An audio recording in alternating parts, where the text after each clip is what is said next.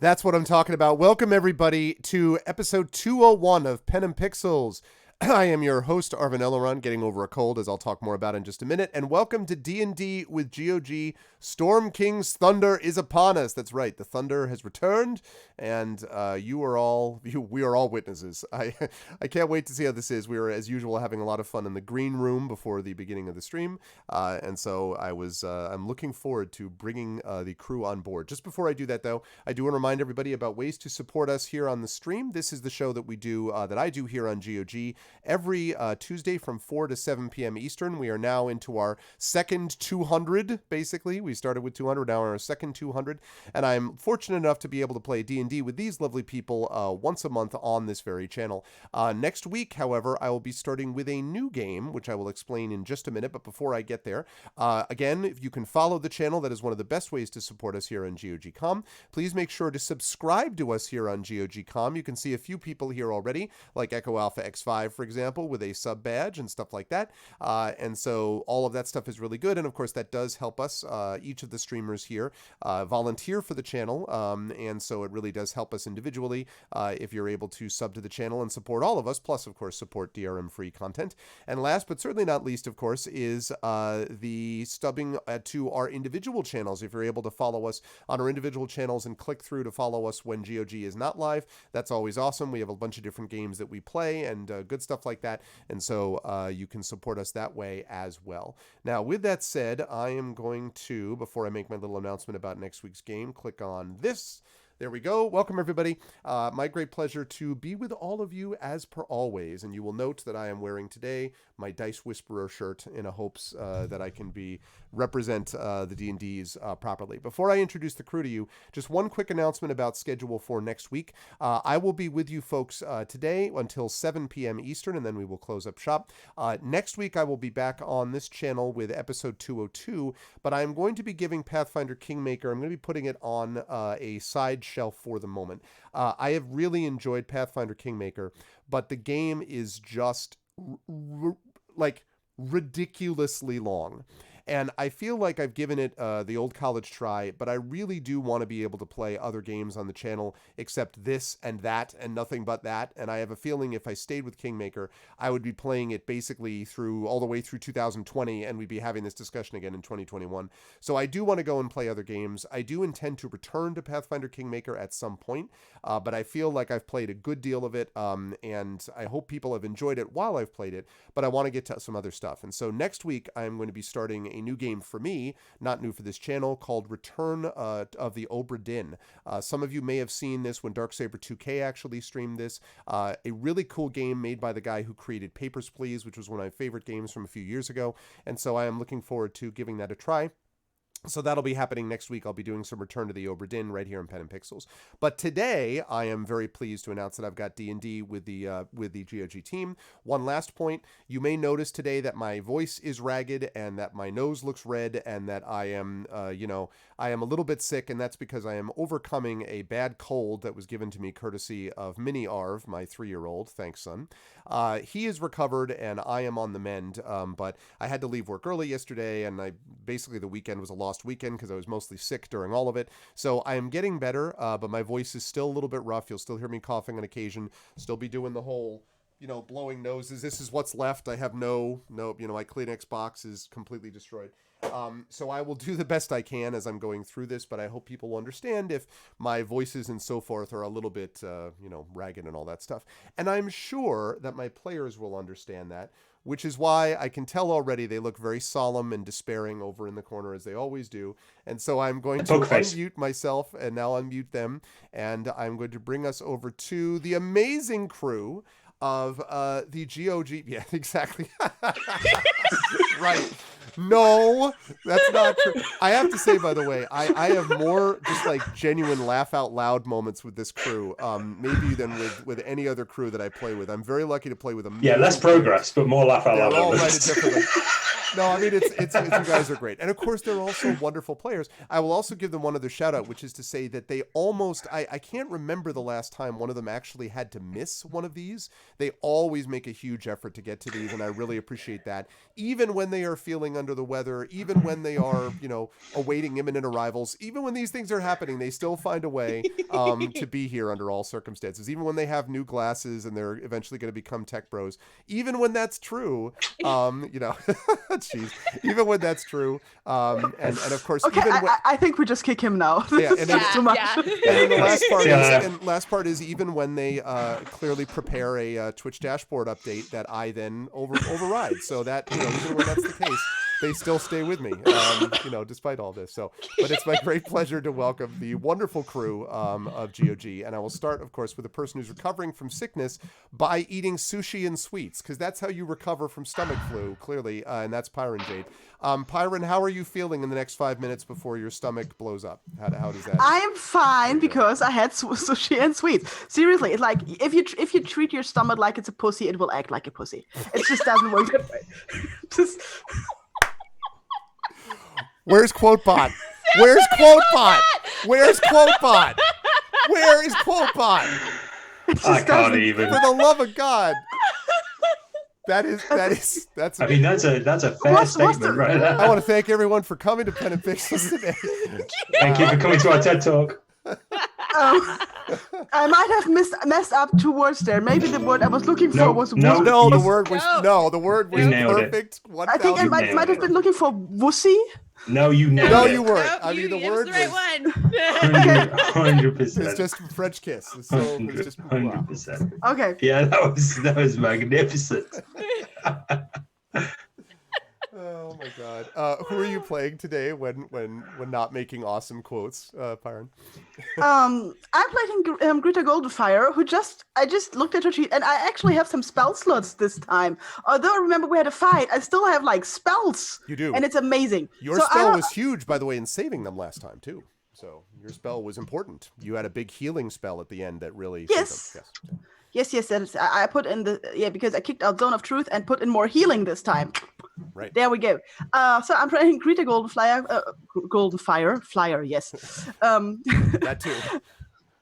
Dwarven Cleric of Foltus, and and we're climbing up a mountain, so everything's fine.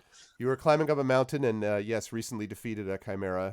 I also want to point out that it's funny that with this party you've decided you no longer need Zone of Truth, and I wonder if you thought about that before you handed this off to Darksaber's character, who needs Zones of Truth around Celsig, I think that's fair to say.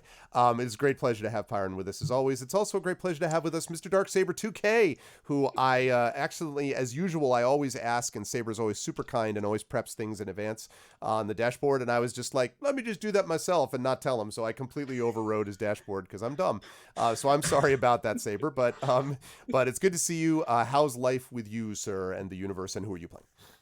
Everything's very good, working, streaming, not a whole lot else with me going on at the moment. And I am, of course, stepping back into the shoes of Celsig Mauer, halfling metal detector, unit of measurement, and recently started to think maybe there's some unseen force looking out for him. Exactly. So also perhaps deity impersonation will be next in his category.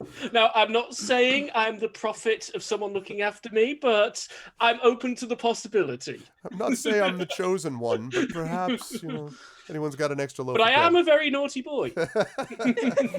He's a very naughty boy. Oh, man. It is always a pleasure to have Darksaber 2K with us, genuinely, and I cannot wait to hear more of these things as well.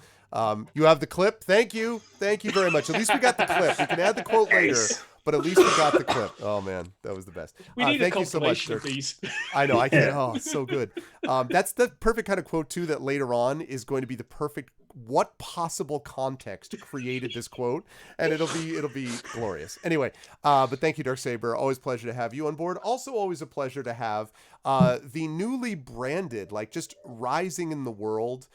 or the origin of a James Bond supervillain, one or the other. But that's, of course, formerly known as Screaming Joypad, now known as Mike Smith, who, is just, it's branding, man. You got it going on. Your life is just onwards and upwards, and I'm not feeling my new branding right now. It's been like a year or so, and that whole Mike Smith _ SH thing, like I don't know.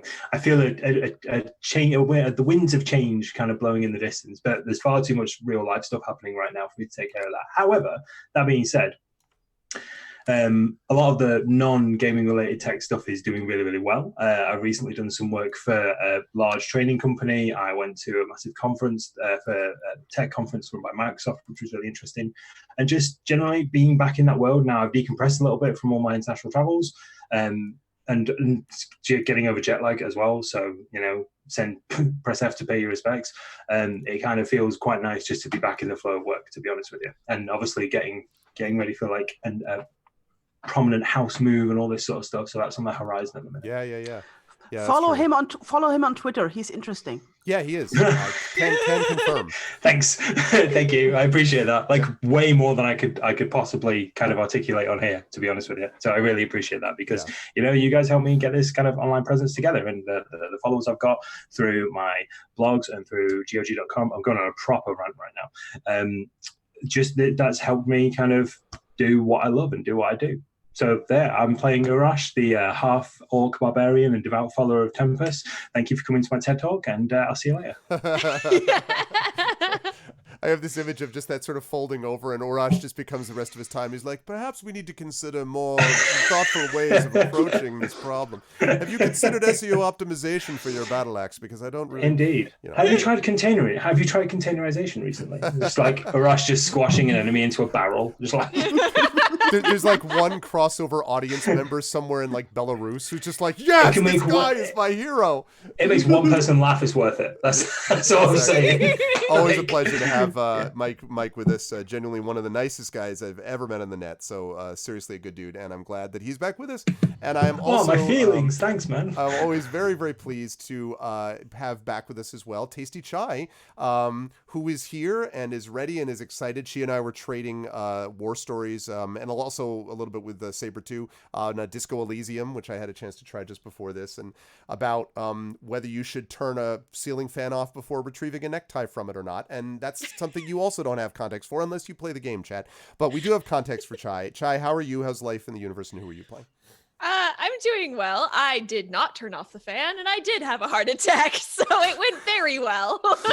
Outstanding. And I highly recommend that game to anyone who has not played it. Y'all gotta play it. It was Solid. super good. Anyway, I am playing River as Silver Dragonborn, who is a member of the Harpers and who is surprisingly not dead. Again. That is quite true.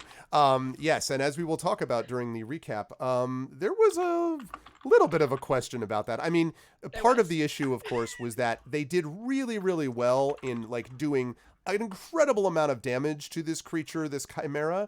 I believe what I remember hearing in the video was they did like 78 points of damage in the first round, which is a hell of a lot of damage. And then it hit like a Mack truck and like just basically walloped a bunch of people. I believe River was hit by this at one point. Urash was, it was, people got hit, and yet they managed to survive and defeat the Chimera. But you might be asking yourselves, why were they fighting a Chimera in the first place? I've missed the last couple of sessions. I've been hiding under a rock. I'm here for you. Let's talk a little bit about what happened with our GOG team. So we have, for several years now, been playing a campaign in which the party has been trying to determine what is wrong with the Giants. Basically, what has been happening with the Giants. A long time. A long time. But hey, they've gotten to level 7. They have made serious progress, and that's not bad for playing once a month for 3 hours. So we're getting there.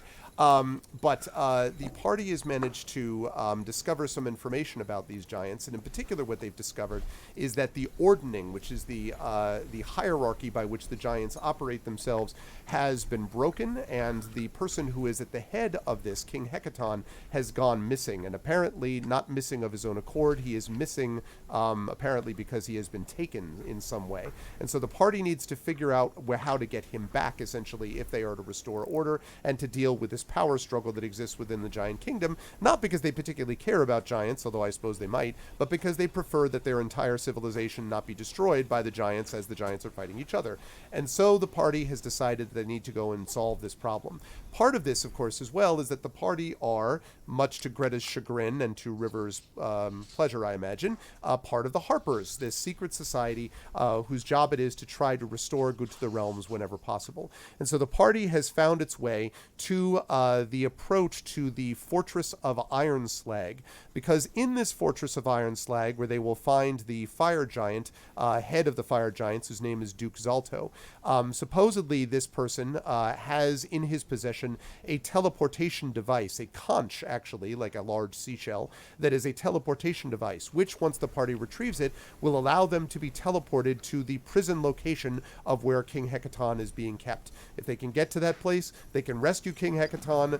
I'm sure that a prison for a giant would not be difficult to infiltrate. They'll worry about that problem later. First, they've got to actually get the conch of teleportation, and to do that, they have to infiltrate this fortress. And so the party managed to, by traveling overland and not by traveling via airship, they were helped in this cause by someone that they met, Calixis, a member of the party Force Grey, which was, by curious coincidence, the same party that the former giant friend of theirs, Harshnag, who stayed behind to try to fight this ancient blue dragon that was pursuing the party for some reason.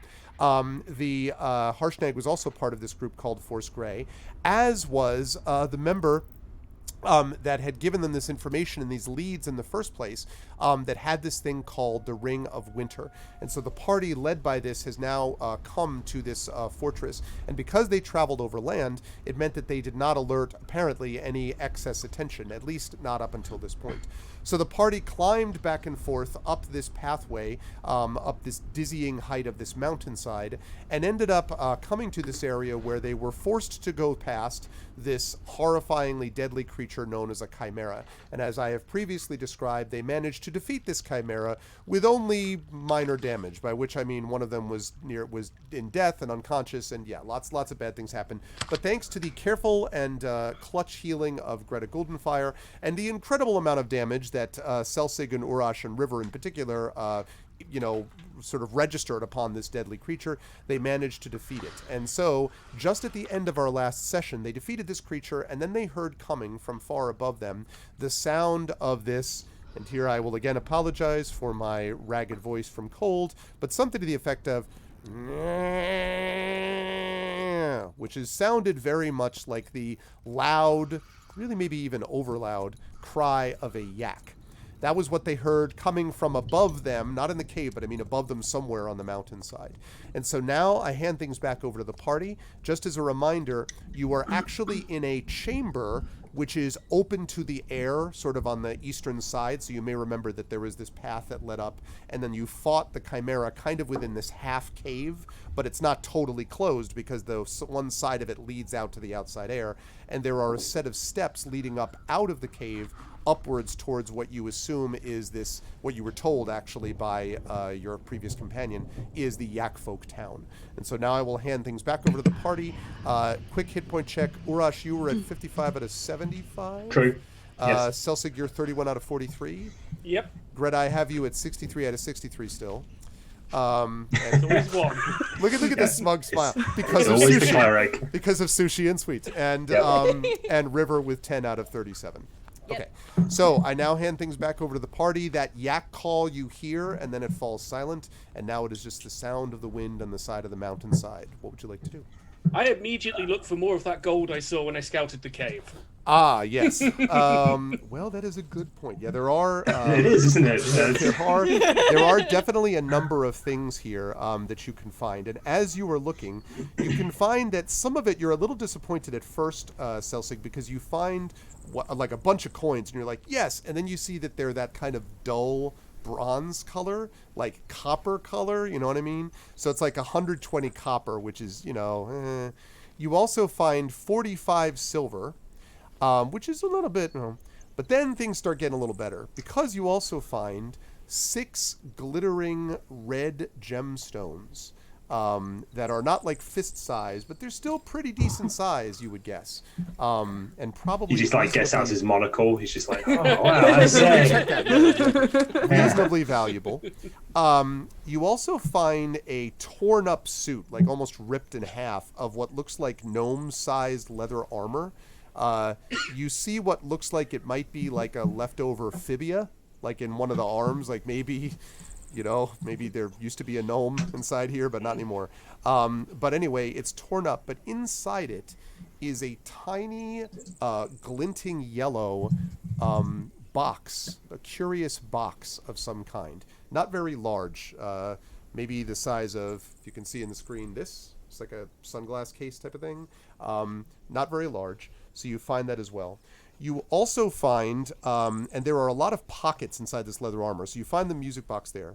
You also find a dagger with an obsidian blade that is also stuck into that armor. And then the last couple of things that you find are a gold-plated helm, which is studded with gems and topped with a tiny golden anvil on the top of the helm. Okay. I mean, the magpie in me is immediately drawn to the helm. I mean, in terms of the general coins and gems, I think the party's earned fair and equitable distribution through their excellent stealth and combat. Sure. For the most part. Yes, you are doing this, of course, in full view of them. I want to point out. Just Yeah. Just a moment. I only found this copper. Oh, it's a real disappointment. You're like one of trying to these stuff gems. the armor into your pocket. And to be fair, the armor's torn in half and the guy's dead. It can't be that good. That's a fair point. But so yeah, so let's. Oh god, this can be awkward. Now, what was it? How many coppers? So it was 6 gems. It was 120 copper. Yeah. It's 45. You're such a businessman. It's group maths, damn it. Yeah. It's 45 silver. You know what? The party can have the gold and the gems. I'm going to examine the items. I'll just put all the gold and the gems in a pile. Okay. All right, Tuck in. I'll let those 3 fight over that while I examine the artifacts. Ours. Okay. Okay, I look at the pile of gold and gems. Okay. I look at Celsig. I look at the pile of gold and gems. I'm like, what did you find? Wait a minute. Hang on a Is second. this opposite day? Well, there is this. I hold up the helmet. Well, that doesn't look like a very good helmet. No, but it looks like a very valuable helmet. Yeah, but considering where we're going, I would like a really good helmet better. I mean, Greta, please don't get offended, but you're a dwarf, and there's an anvil on this helmet. Could you maybe take a look at it? Dude, that's... Wow. Boy. I can. It's logic. Yeah, We got I Rear. don't We think got- it. we got I don't. Rear in here. I don't think a good, reasonable dwarf made this helmet. But yes, I can have a look at it. I'm having a look. I'm having a look at the helmet. Okay. While she's doing that, I'm sort of fiddling with the music box. Okay. All right. I will talk about the. Let me think. Which one do I want to talk about first? Who's more doomed? Which one do I wish to talk about first? I guess what I'll talk about first is. Okay. I think what I'll do is I'll talk about this this helm. So, first of all, it should be pointed out that this helm does look to be roughly dwarven sized. It does not look like it would be big enough to fit Orash, but it also looks like it would, and probably it would not fit. It wouldn't fit River either because of racial inconsistencies with head shape. So that wouldn't work in that case. But it would work. But it looks like it would be about the right size for a dwarf. And again, it has this sort of gold sheen to it, and this sort of like glinting light off of it almost. And there is this, again, this small anvil on the top of it. Okay. I look inside if maybe there's some engravings or something somewhere. Make a investigation check for me, please.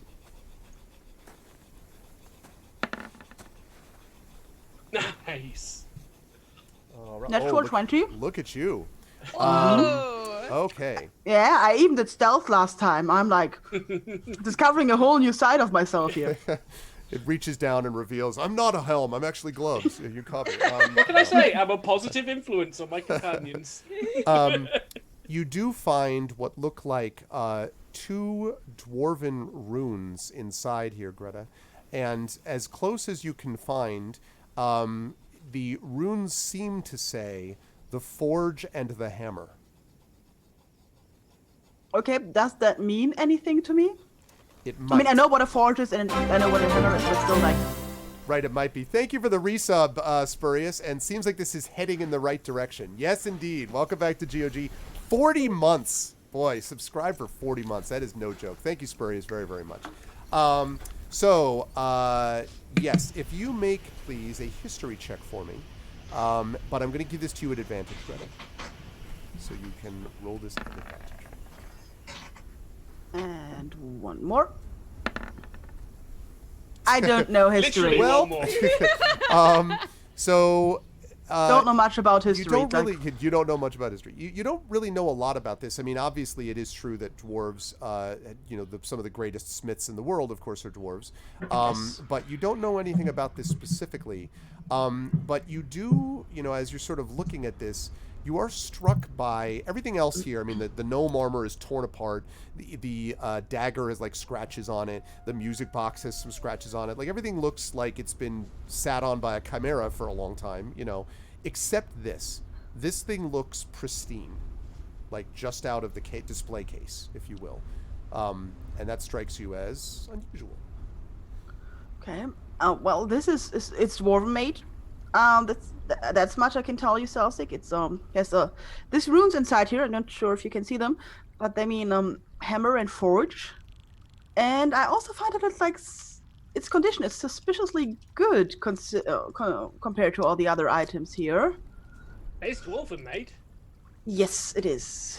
But more than that, I cannot tell you. I still like. Why would anybody go into battle with a helm like blinking like that? It seems crazy. You've seen my money suit, right? You didn't wear it into battle.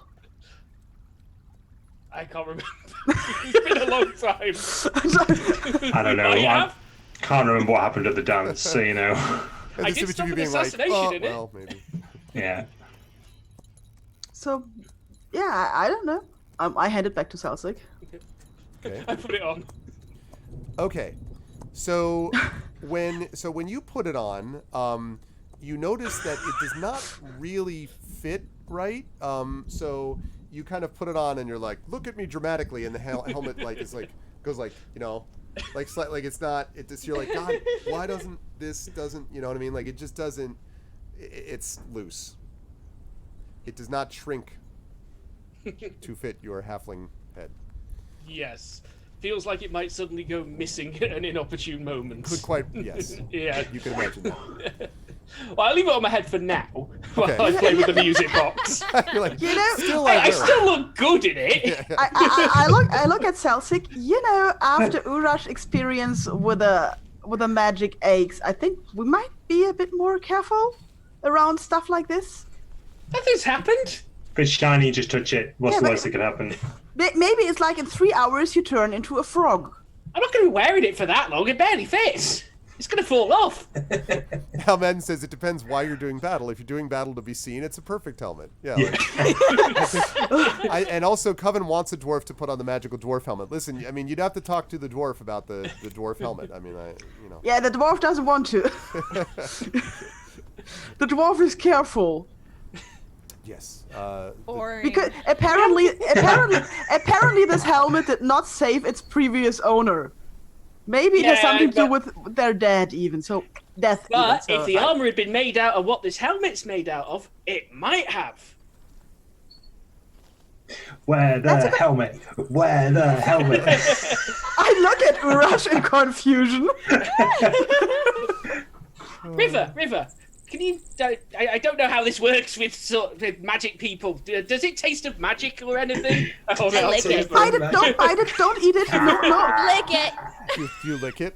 I lick it. All right. So when you lick this helmet, which I completely approve of, when you lick the helmet, you notice that the helmet feels very not cold, not freezing, but it just feels very like sort of a one basic metal coolness. Like you just went through a big fight where there was like ice and then there was fire and then there was like, and yet the helmet seems to be completely has no effect temperature wise on any of that. It just seems to be the same temperature.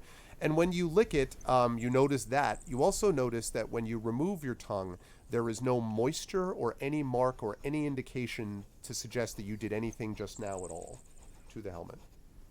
I drool on it. When you drool on it, it just goes and vanishes. This hat doesn't get wet. Just so you know. I present to you the helm of drool. No, there's no drool. The helm I of don't drool understand. protection. It's not food. I know that. That's all I know. I look back Definitely at not Greta. Well, it's not food, and apparently stain resistant. It's cold too. It's also cold. It's gold. You do want me to try it on, yes? Well, it doesn't fit us. You know how kind of ridiculous it is to be a dwarf and run out with a glittery helmet with an anvil on top? But Greta, you always like to say that Foltest's light shines upon you. You can make that happen. He's right. He's not. He's... Look how shiny. He's right. I'm gonna go it's- check out the dead chimera. That is not the light where I'm talking. It's just I take the helmet and I put it on. Okay. And then I'm going to come back to the music box because I know that that Celsic was doing that, and I'll come to you, Rush. Yes. So when you put on the helm, you have a sort of a moment where you're kind of looking at everyone, and everyone's kind of like, waiting to see what happens, right? And then I just Greta, keel over backwards. Yes, exactly. And then you instantly die. No, I just do it. No, don't you do that? You keel over backwards, really? Yes, I will. While they're looking at me, I will just keel over backwards. Okay.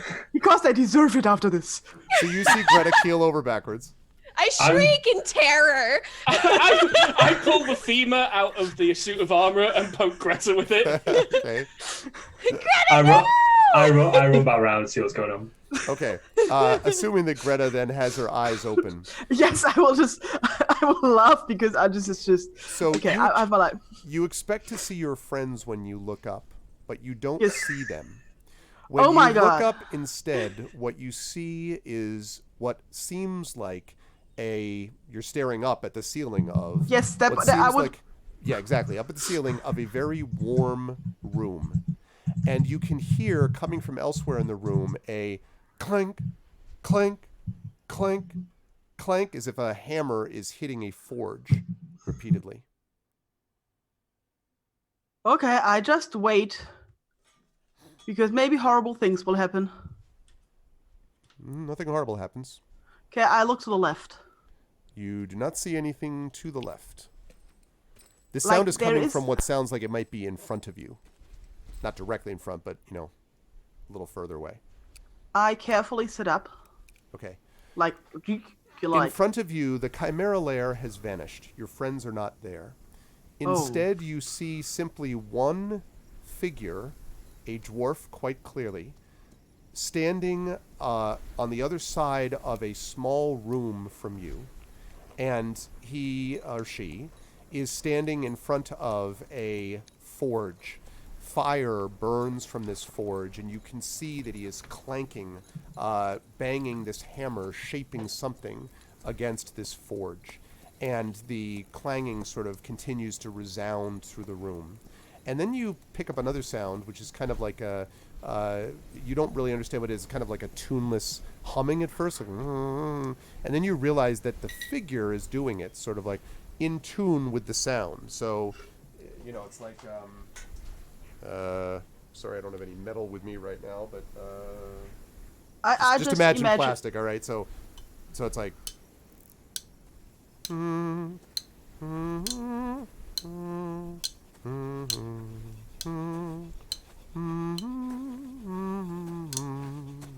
As if he's going along with the sound of the clanks. Okay. I say hey. And when you say hello, there's absolutely no response. Clanging's kind of loud. He might not have heard you. Or she. I'm afraid to stand up and walk because I might fall off a mountain. Because I'm not sure whether I teleported or I have a vision. So I just carefully stand up, and just in case I'm just, like blacked or something, I very carefully say, I'm having a vision.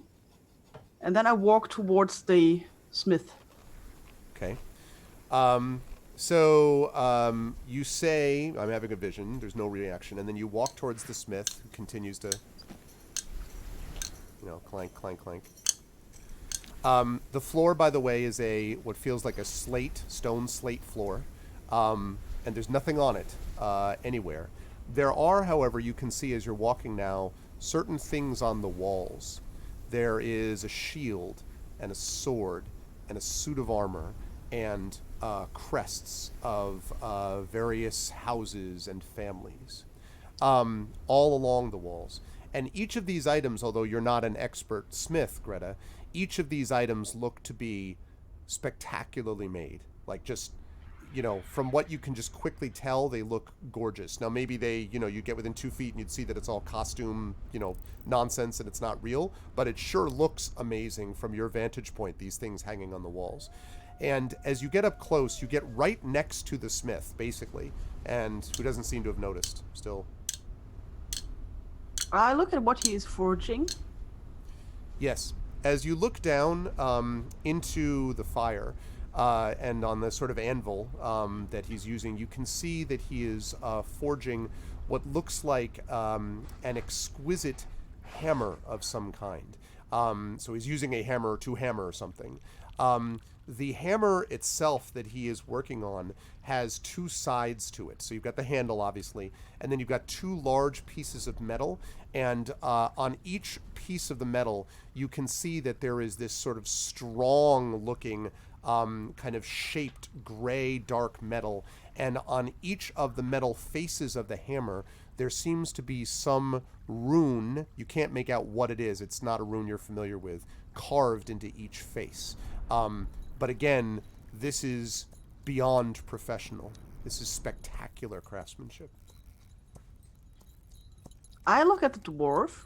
Is he, acknowledging my presence in any way? Or is Not he yet. just doing his... What does he look like? Have I, maybe... You can only see him in profile because you're standing right behind him. If you would need to, you're able to, look over shoulder almost. If you wish, you could move, one step forward, and then he'd be able to see you and you him. But he's still kind of got his back to you. Yeah, I will do that. Okay. When you step next to the forge, you can finally see as the humming finally stops. And he says, "Well, it's been some time since some have come to see me. I suppose that means you found the helm, have you? Good on Actually, you. I hoped somebody would someday." And the person looking up at you, a person looks over and they look to be in the prime of dwarven life. A golden beard, golden hair, just braided and tucked into his belt the beard is, and everything just looks to be the sort of pristine. And yet on his face, which is covered in soot and the work of smithing, basically, you can see his expression, which is kind of these bright blue eyes over his beard, and he has a smile on his face.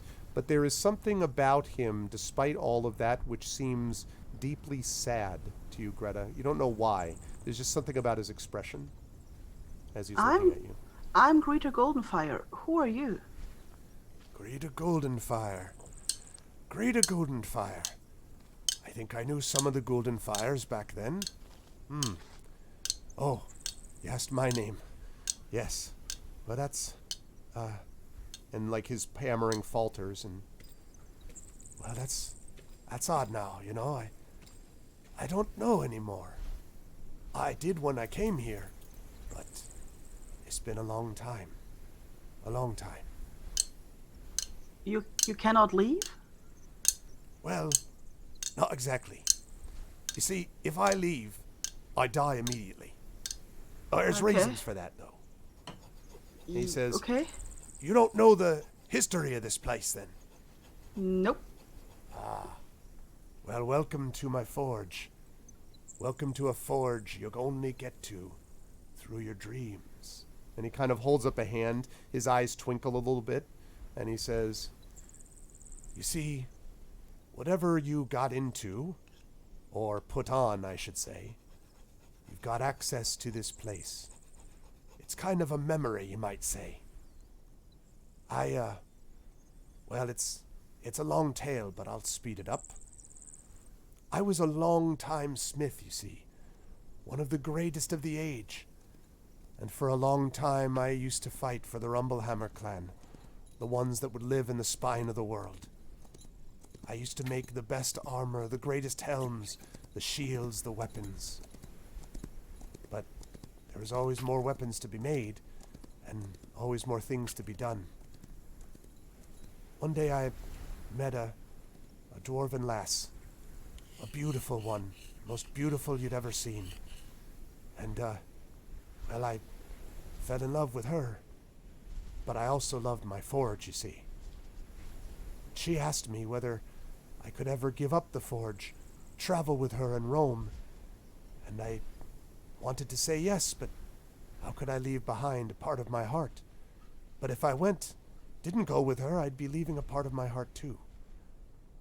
And so I did go with her eventually. I left my forge behind, and I traveled the world. But I longed for that day when I could put hammer to metal again. And so, towards the end of my life, when my beloved was passing, she told me to seek out a wizard she had met, who would help me, she said. When she died, I was lone with grief, could barely walk from age, but somehow I struggled over hill and under valley until I found my way to this wizard.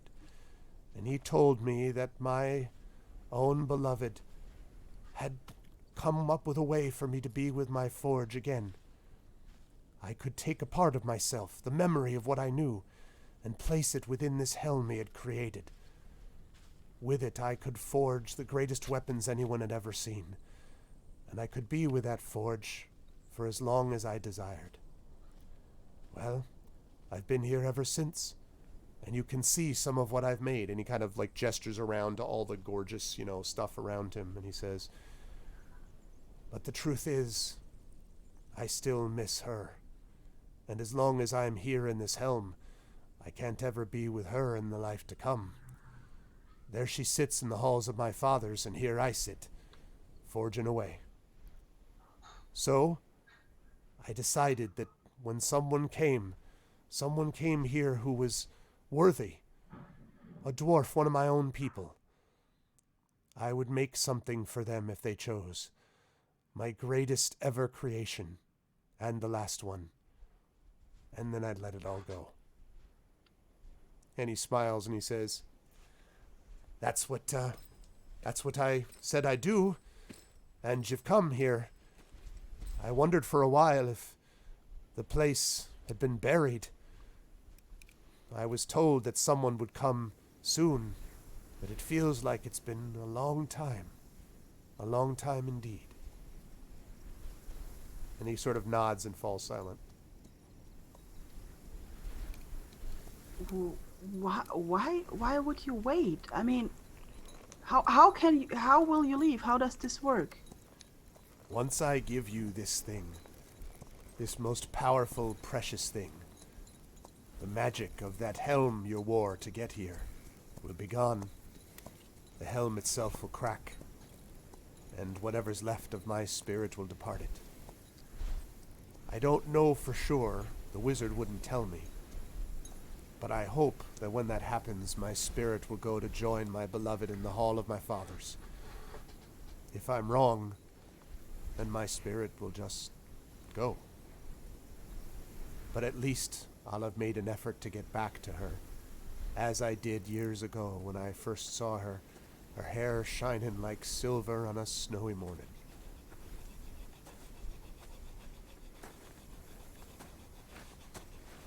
Okay. So he says, so, what would you like? I can make you anything you choose. It'll take a little while, you understand, but I can make you anything. No. A helm, What? armor, boots. He starts No, looking you no, up no, and no, down. no, He's no, like, no. a hammer, a belt, perhaps some gauntlets. I've got some good ones of those. Spiked shoulder pads. And he starts like rattling these things off. What? I want you to be able to leave. What would be the fastest? The fastest? No. Yeah, what would be the quickest? But I can't just do that. Whatever But I why? make. Why would the quickest that you do be worse than what takes the longest? You don't understand. You see, when my beloved told me about the wizard, she didn't tell me that she also sacrificed a part of herself. What I do in giving this to you is giving a part of her also. Not her soul, her compassion, her care, the things that made her what she was. If I just make something just to make it, I'm dishonoring her. I'm spitting on her almost. Whatever you get, it'll be the best I can do, the best a love of a lifetime can create. Okay, then I choose gauntlets. Gauntlets. Aye, gauntlets, yes. And he sort of turns back, and he has this fire in his eyes. He turns back, he starts to go back, and then he goes, but, and this is very important, the gauntlets you need. What do you wish from them? When you see these gauntlets before you, when you wear them, when you squeeze them tight, when you plunge a mailed fist into the other, when you punch your adversary, or perhaps when you do something else, I don't know, what would you like them to be about? What should they be? He kind of stares at you intensely, the kind of fire glinting off of his eyes through his soot-streaked face. I'm a healer. While I do fight, like lots more than I would like to, that is who I am at my core. I heal with my hands. That's why I want gauntlets, so that I can go on doing that. I don't want another instrument to kill. I don't want anything to protect myself. I want something for that. Something that underlines, that shows that I'm a healer. So he nods very slowly and thoughtfully, and he says, I think you'd have been worthy of my beloved that's gone. She cared about healing and helping others, too. All right, then. And he gets this look of determination on his face, and he picks up this hammer that he's got, and he just drops it into the fire, just like drops it into the smelter again. And he says, no more killing. Healing, then, it is. He says, all right, this is going to take a while.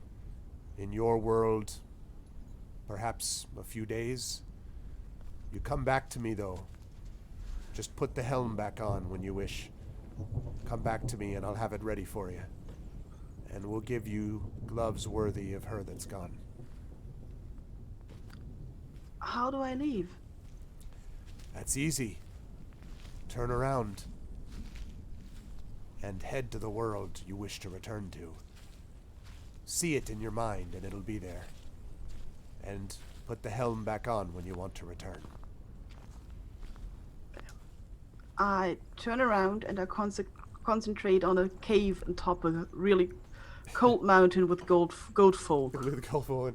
And as you do, you begin to see almost sort of shimmering into position the image of your friends who are looking at you with rather confused expressions, which I will describe in a moment. And then the last thing you hear, starting to fade into the distance, is, if I can get my goddamn thing working, you hear...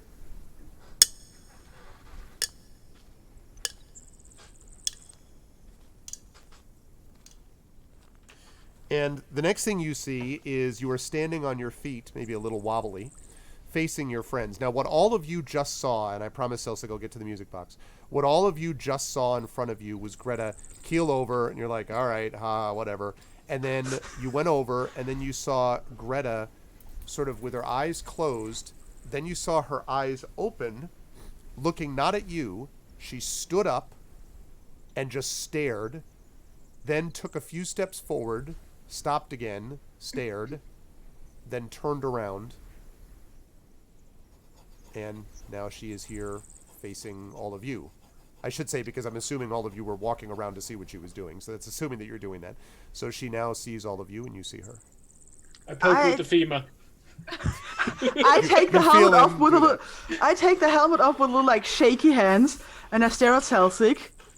I somehow feel this is all your fault. You say that all the time.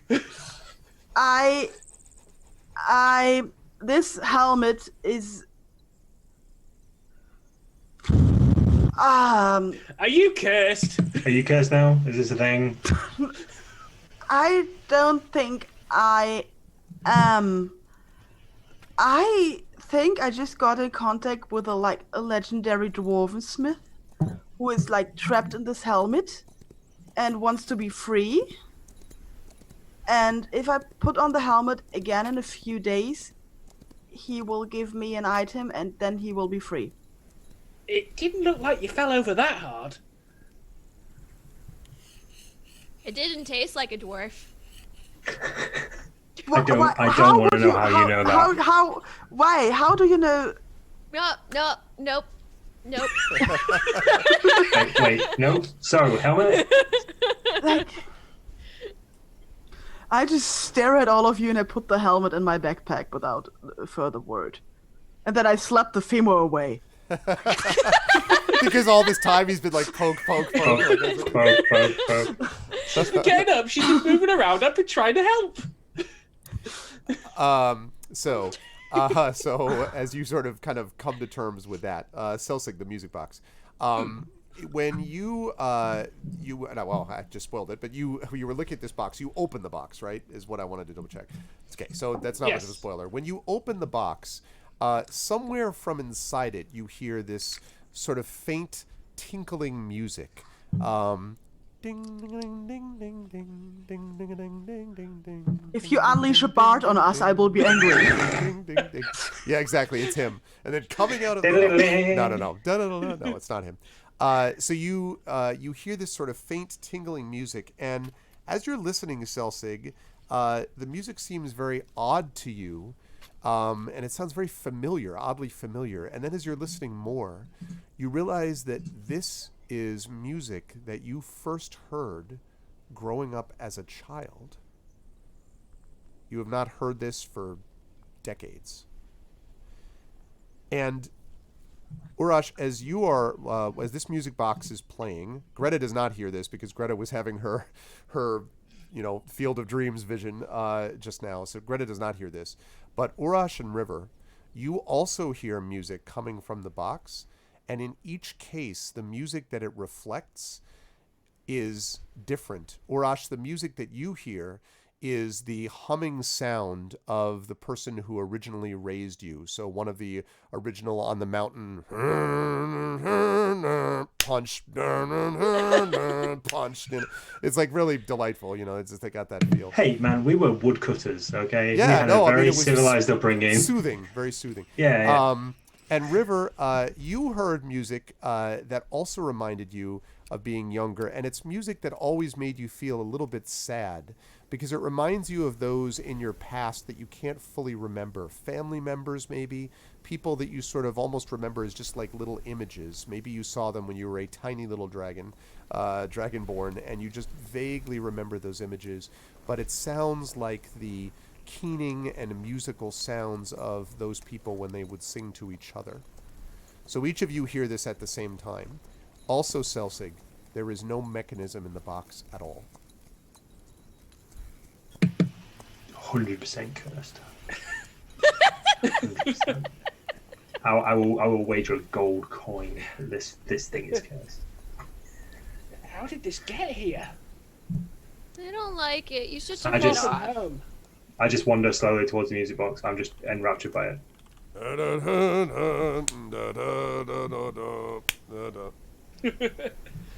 And River, meanwhile,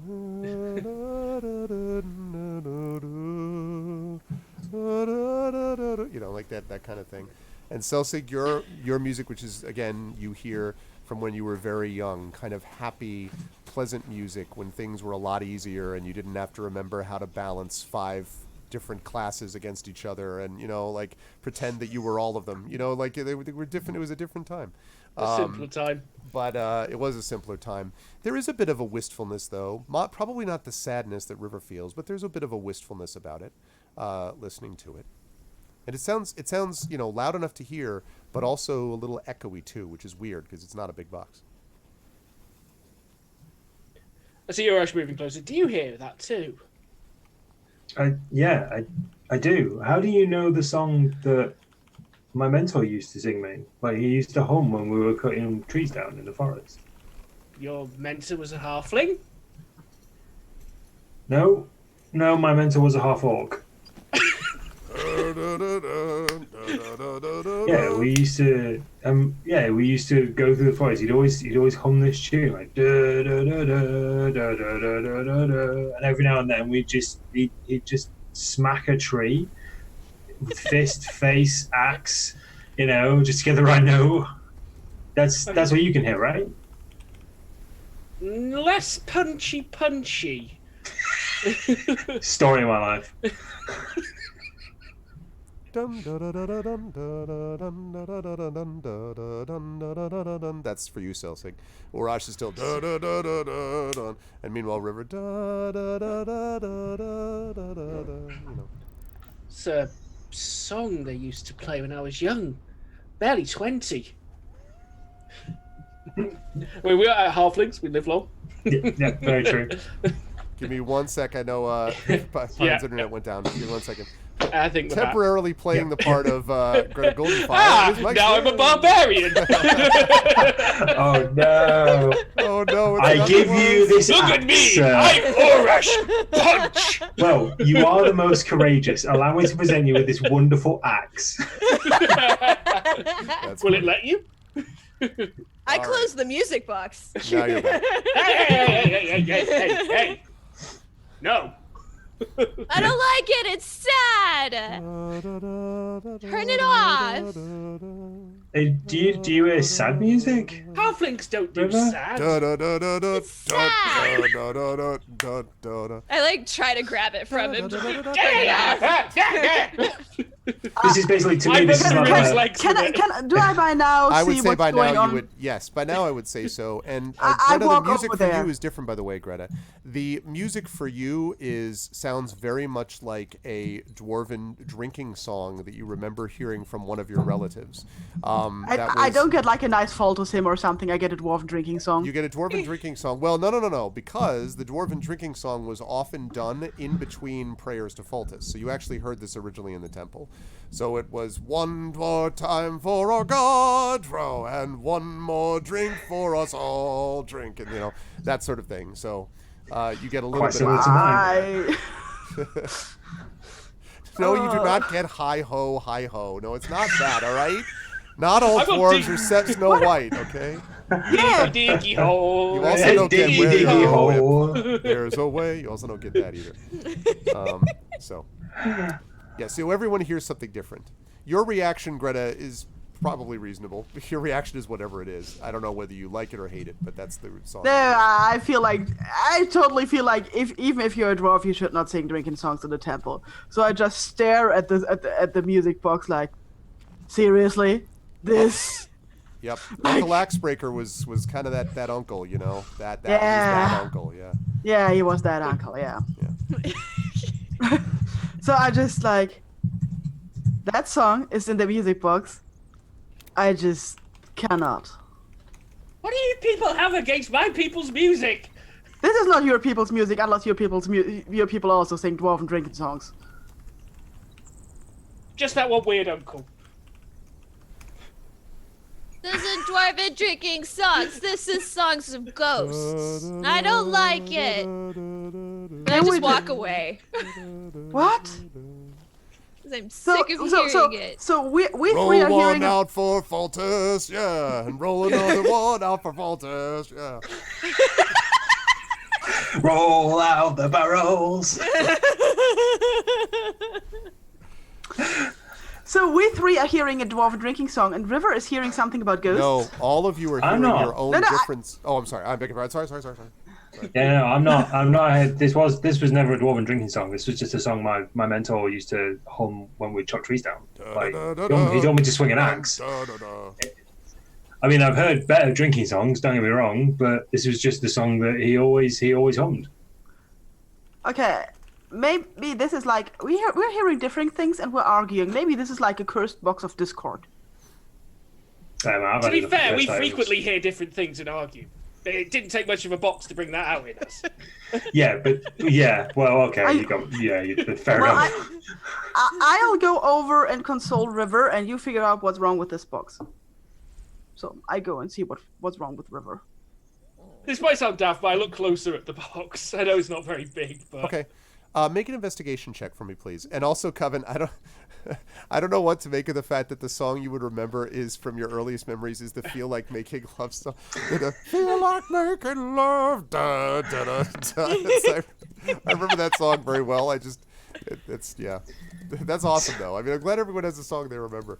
That would definitely fit this. Celsic, I mean, you're definitely looking at what is clearly a box. You've seen them before. You feel pretty confident. And there's music coming from it, definitely. Both sides of floor are lid. One thing you can say is that the box looks, at least from the outside, to be made of electrum or something similar to it. But beyond that, you can't really tell what sort of magical qualities. I mean, it's obviously magical somehow because there's no mechanism, but you've never seen anything like this before. Well, I close the box for now. I think we've had enough arguing over how good or bad halfling music is. Okay, and as soon as he does that, all songs that you're hearing vanish. So I'm going to my what have you got against halfling music? Hey man, I don't know if that was halfling music, but the way my mentor used to hum it didn't sound very melodic, you know? Maybe they just hummed it badly. I don't know. I just remember kind of real raspy notes not really fitting together. And hanging around with halflings and dwarves, you know, I've heard better songs in taverns. It's a song from my past, but it's not a good song. Reminds me of home. Wonder how my brother's doing. Anyway. You have a what? Dun dun dun dun. Yeah, I was gonna say that's a commercial break cut there. Yeah, Or just a jump cut. Yeah, exactly. Jump cut. No, smash cut. That's the one. Yep. You have a brother?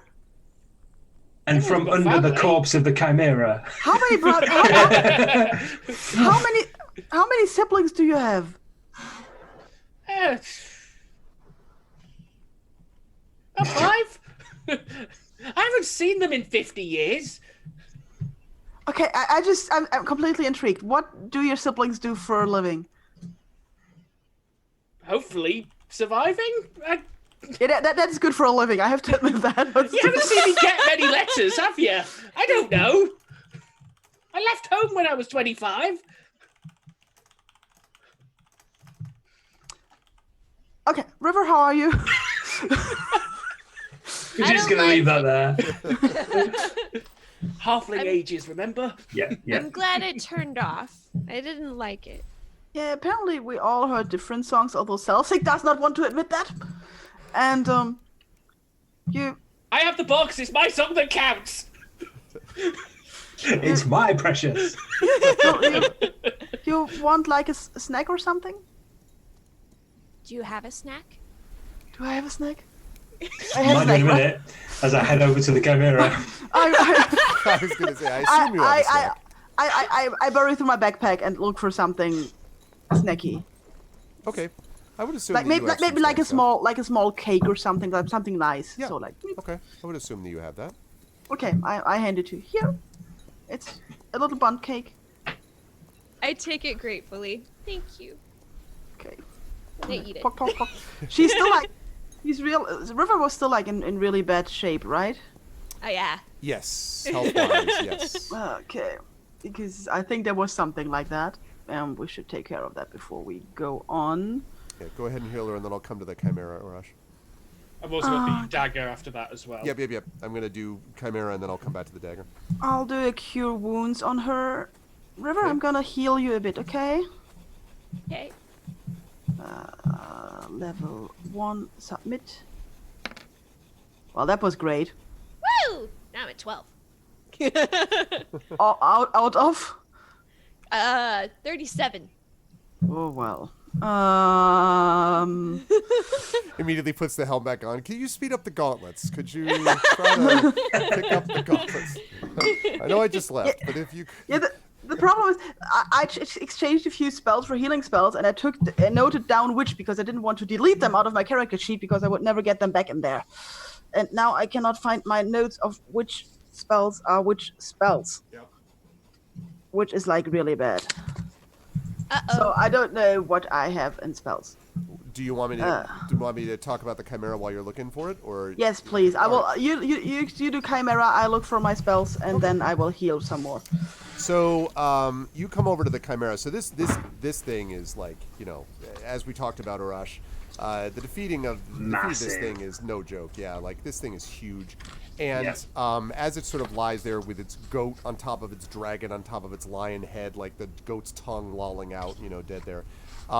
You're surprised mostly not just by its height, and sort of general size, but by its musculature. I mean, it's incredibly muscular and strong, and the sort of hide is pretty tough as well.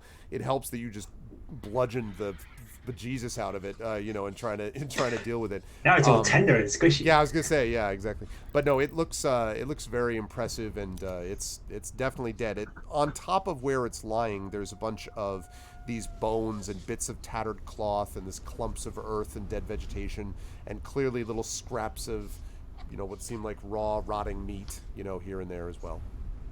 Okay, cool. So there's two things I want to do. I want to take some trophies from the actual corpse itself. Okay. And I want to see if it was laying on anything specifically, like items, piles of gold, that sort of thing. Dead adventurers with plus 15 armor. Right. right. So as far as the trophies are concerned, so you would need to like cut heads off and stuff like that. I do have to say, I'm talking like teeth, claws, Okay. As many scales as I could scrape off. Okay. That's going to take It's a a- while. it's If you were as much descaling as the I whole can. thing. Okay. Not like the whole thing, but like as much as like this is what I will be doing until we're ready to leave. Like I'll be taking like a few teeth, a handful of claws maybe from the dragon, Okay. teeth from the lion as well, and then just some fur and some scales. Okay. Okay, you can definitely do that. And So that's me, Okay. basically. Okay, sounds good. All right. So I think once Greta's done with the healing, then the last thing to deal with is Celsig's dagger. And so I'll deal with the dagger, and then I'll come back to the heal. So, Celsig, this dagger looks to be, as I say, an obsidian-bladed dagger. The handle itself is kind of this tarnished, maybe bronze or brass or something similar. And there are, again, as I mentioned, sort of scrapes and cuts in the blade itself. But it is an obsidian-bladed dagger, and rather heavy, I think you would describe it as. No other distinguishing marks, really, then? Not that seems obvious to you, no. They may have been rubbed off, though, over the course of time. This dagger looks like it's been here a while. And it's possible that it's magical, maybe, but it does not look sort of obviously like, oh, wow, this is obvious. Like, the helm stood out, right? This doesn't seem to stand out in the same way. I'll tuck it into my belt. Okay. So you now have that in your belt, and that's it. Yeah. Pretty much that's as much as you see here, other than these stairs leading out of the chamber. So I think if the party wishes to continue, I will have them continue, and then Greta, you can just let me know when you figured out the heal situation for On River. it. Okay. Do we need short rests or anything? I mean, that would probably be lovely for some characters. Yeah, I could spend a healing die or A two. rest would be nice. Okay. I'm never going to turn down a rest. So you can definitely do that. You hear you hear another couple of those those yak calls is what they sound like from above you. But again, they just seem to be above you, somewhere on the top of the mountain, and nothing seems to be coming towards you at the moment. Okay. Okay. Okay. Very quick rest. River gets another cure wounds. Cause I couldn't find my notes, so I just tried to remember how I did it last time. Okay. And one more. I'm at 13. Big heals. Cast 30 more cure wound spells, and Oh well, I tried. It's okay. I'm happy. I give Greta a hug. Oh, I do like there. it's okay. It's okay. All right. Well, then I will give you the benefit of a short rest, which means, as a reminder, that you folks can use hit dice towards healing your characters, including, River definitely, and Selsig and Orash can all do that. Just make sure you're keeping track of how many hit dice you have left. You had a full amount, I think, leading up to this, because you had had a long rest leading up to this moment. So, but this And is don't forget, there's a handy dandy guide that I did on the journal for how to use hit dice. I'm back up to full health. I'm missing a hit die, so maybe I did something wrong. Oh well, then I will. If I max, I will put it in. It's possible. Yeah, maybe I didn't put it in there. Take a moment to celebrate my first hit dice usage of the campaign. Huzzah! Okay, so you're back up to full. I'm invincible. All right, so you're back up to 43. How many hit dice do you have left? Just so I know. 5 now. Got it. Okay, Urash, how about you? So I currently have myself at 3 hit dice, Okay. but I don't know if I've used any recently or since a long rest. I can't remember when the last time we used them was. Well, Wouldn't it be back at the cave after probably the avalanche? Probably back at the cave. Yeah. We we didn't did. really have any encounters back between then? them there and here. Yeah. Well, because after Yeah, it that, must have the been. only, Yeah, the only yeah. fight that you've had really since then, you had one, as I recall, encounter, but I don't think you avoided it. actually tracked them No, down, we right? dodged that, and we killed the chimera in like one move, and that's my 20 points of damage that I took. Yeah. I think I may not have put my hit dice back up. Hit dice are recovered at a long rest, right? Yes. Right. So I'll put my hit dice up and then remind myself how I'm going to use them. Oh, and in fact, let me just double check on how much of the hit dice, because something in my mind is tickling it to say that it's half the hit dice on a long rest. But let me. Who is it? Let me That double would check. explain why I Well, don't have that's- all of my hit dice back. Yeah, that might be the case. Let me double check though. I'm Okay. not remembering off the top of my head.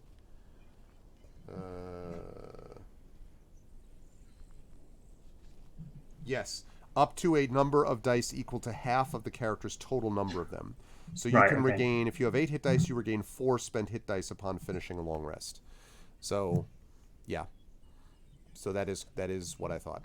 I would specify if I said you have all your hit dice back or whatever, that would be like you've been somewhere for a week or something type of thing. Yeah, you've been on vacation. Yeah, okay, cool. So half, I'll just make a note of that as well, so we're all up to date. So half your hit dice. Yeah, you were correct, long Coven. rest. Be glad you're not playing in the Adventures of Middle-earth campaign, where you are only able to rest in sanctuaries that you have opened, which means that you can do short rests, but there are no long rests otherwise. A So lot of it's Dark Tolkien's Souls. about exhaustion. There's a lot So of it's exhaustion. Dark Souls. Yeah. A lot of exhaustion. It's right. It's Great. Dark Souls, the tabletop game. Yeah. I've got to Yeah. look up if there is actually a Dark Souls tabletop game. If there is, we're definitely doing that. There is a Dark Souls tabletop game. There's not an There's- RPG that I know of. But yeah, there's there's a definitely board tabletop game, Yeah. There's loads of expansions for it as well. It's gotten really popular. Okay, cool. So if I'm assuming if I'm on, so say my maximum hit dice is 7, and I'm currently on 3, and I've done a long rest, I get 3 back, right? So it's half round down. That would be right. Go. Okay. So.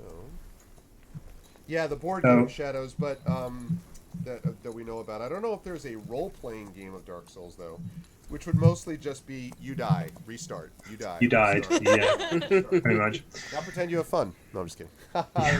That's only lols. Oh, I love the Souls I game. can't stand That's Souls. because they're amazing games. I tried Each for and like every one 20 of them are hours and absolutely I'm like, amazing. That hates you so much. I just I'm on don't. Bloodborne at the moment. I am so Oh, tired of good, punching good myself in the face choice, and man. pretending that Good it's good. choice. Demon punch, Souls punch. needs a reboot. Okay, so quickly run this past you. If you want to use 3 hit dice, I'm rolling 3 of my hit dice. Yep. Okay. And adding my con modifier to it, correct? Correct. To each one. To each one. Each Okay, one of the cool. hit dice. So my con modifier is 2, so I'm adding 6 to 3d6. There you go. 3d. If you are using Whatever the it Roll is. 20 character sheet, you can just click hit dice and it'll do it all for you. Oh, can I? Oh, Yeah, you're a that's what I genius. did. You're a goddamn genius. Well, it did for Right, me. yeah. I didn't set anything up for that. There you go, D12. There you Let's go. see. Yep. Right, It so. did the Oh, one. do the thing. Do the thing. God bless Roll 20. Yep. Oh, amazing. 22 plus 2. So let's use that one and that one. So, Yeah, that'll do. so that's 75, right? Yeah, 75. well, that's 75. Alrighty. Urash heals before your eyes. Yeah. All Just of my stands there wounds with his just hands heal. on his hips, just like with his Yeah, cuts. exactly. You see like veins like properly bulging out of my head, and you're just like, "What are you doing?" It's like, "I'm healing really quickly." I'm healing with anger. Yeah, I'm so angry at my wounds. Can I rage at the healing I process? Yes. I rage against the dying of the light. What a Hey, good plus 10 for idea. Dylan Thomas reference. What a good idea. All right, so okay, so we are now 75, 75, 43, Yeah. 43, 63, 63. It's just River who right now is 13 out of 37, unless River's going to Oh, use 17. Okay. I rolled 1 hit dice. 17. How many hit dice do you have left, River? I have 3. Okay, lovely. Alrighty, so once you've had a chance to get this this short rest, which is I would say maybe 2 hours or so in duration. It's now early afternoon, you would say, just judging by the sun outside, because you started climbing in the morning and got up to your about midday, and it's about like maybe like 2:30 or so in the afternoon now. And so you are, you have more of your journey to go to, if you so wish. Cool. Sounds, So by the way, we- like you're pretty close to the top, if you had to guess, just by the sound of like the wind on the mountain. Quick question. If you had to take a stab at what I was able to harvest from the Chimera, what would it be? I would say based on the time that you spent on it, you could definitely get, let us say, 4 of those teeth. I mean, they're pretty big teeth. 4 of those teeth. You could probably get a couple of the claws. And I would say probably you were able to cut loose 2 scales, because the scales were like, probably after the creature had been dead for a while, these would loosen. But at the moment, it was still pretty like... Yep, that's armored, fine. That's more than enough. It was Thank you. Chimera strong, Yeah. Thank you. Sure. So Don't forget your golds. Oh yeah, hoover those up immediately. Auto loot gold. Hello, Toxic Tom. Hello, everyone.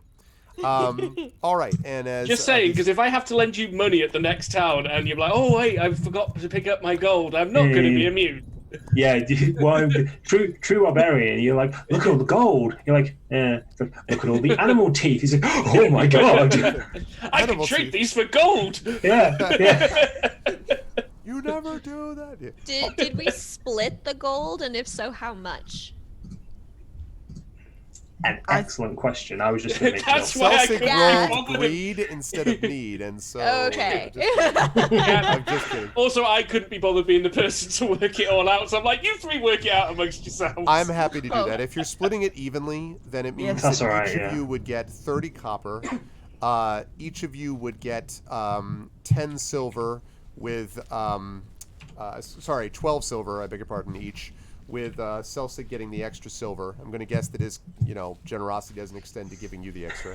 And then Banker's 6 fee. gemstones split among 4 people, so 1 to each, and then 1 each gets an extra, unless Celsic wants to keep. Here's 4 gems for all of you, and then keeps, 2 extra.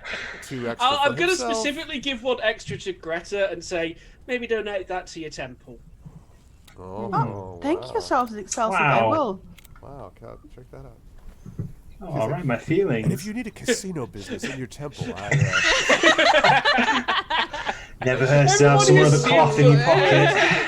And I stand between Urash and River, and I just say, First one to catch it and throw it in the air. Neither of us go for it. It's like No. chunk. Yep. Just falls on the ground. It just bounces down the stairs. Tink, tink, tink. On the edge. That's my fault. So that now you have 5 gems. Know your audience. They are all sort of red glittering gems. And I somewhere half you, expected River to try and catch it in her mouth, but oh well. somewhere you hear the 6 gems of the gods. Just kidding. Oh, Thanos is going to be annoyed at us. Damn it.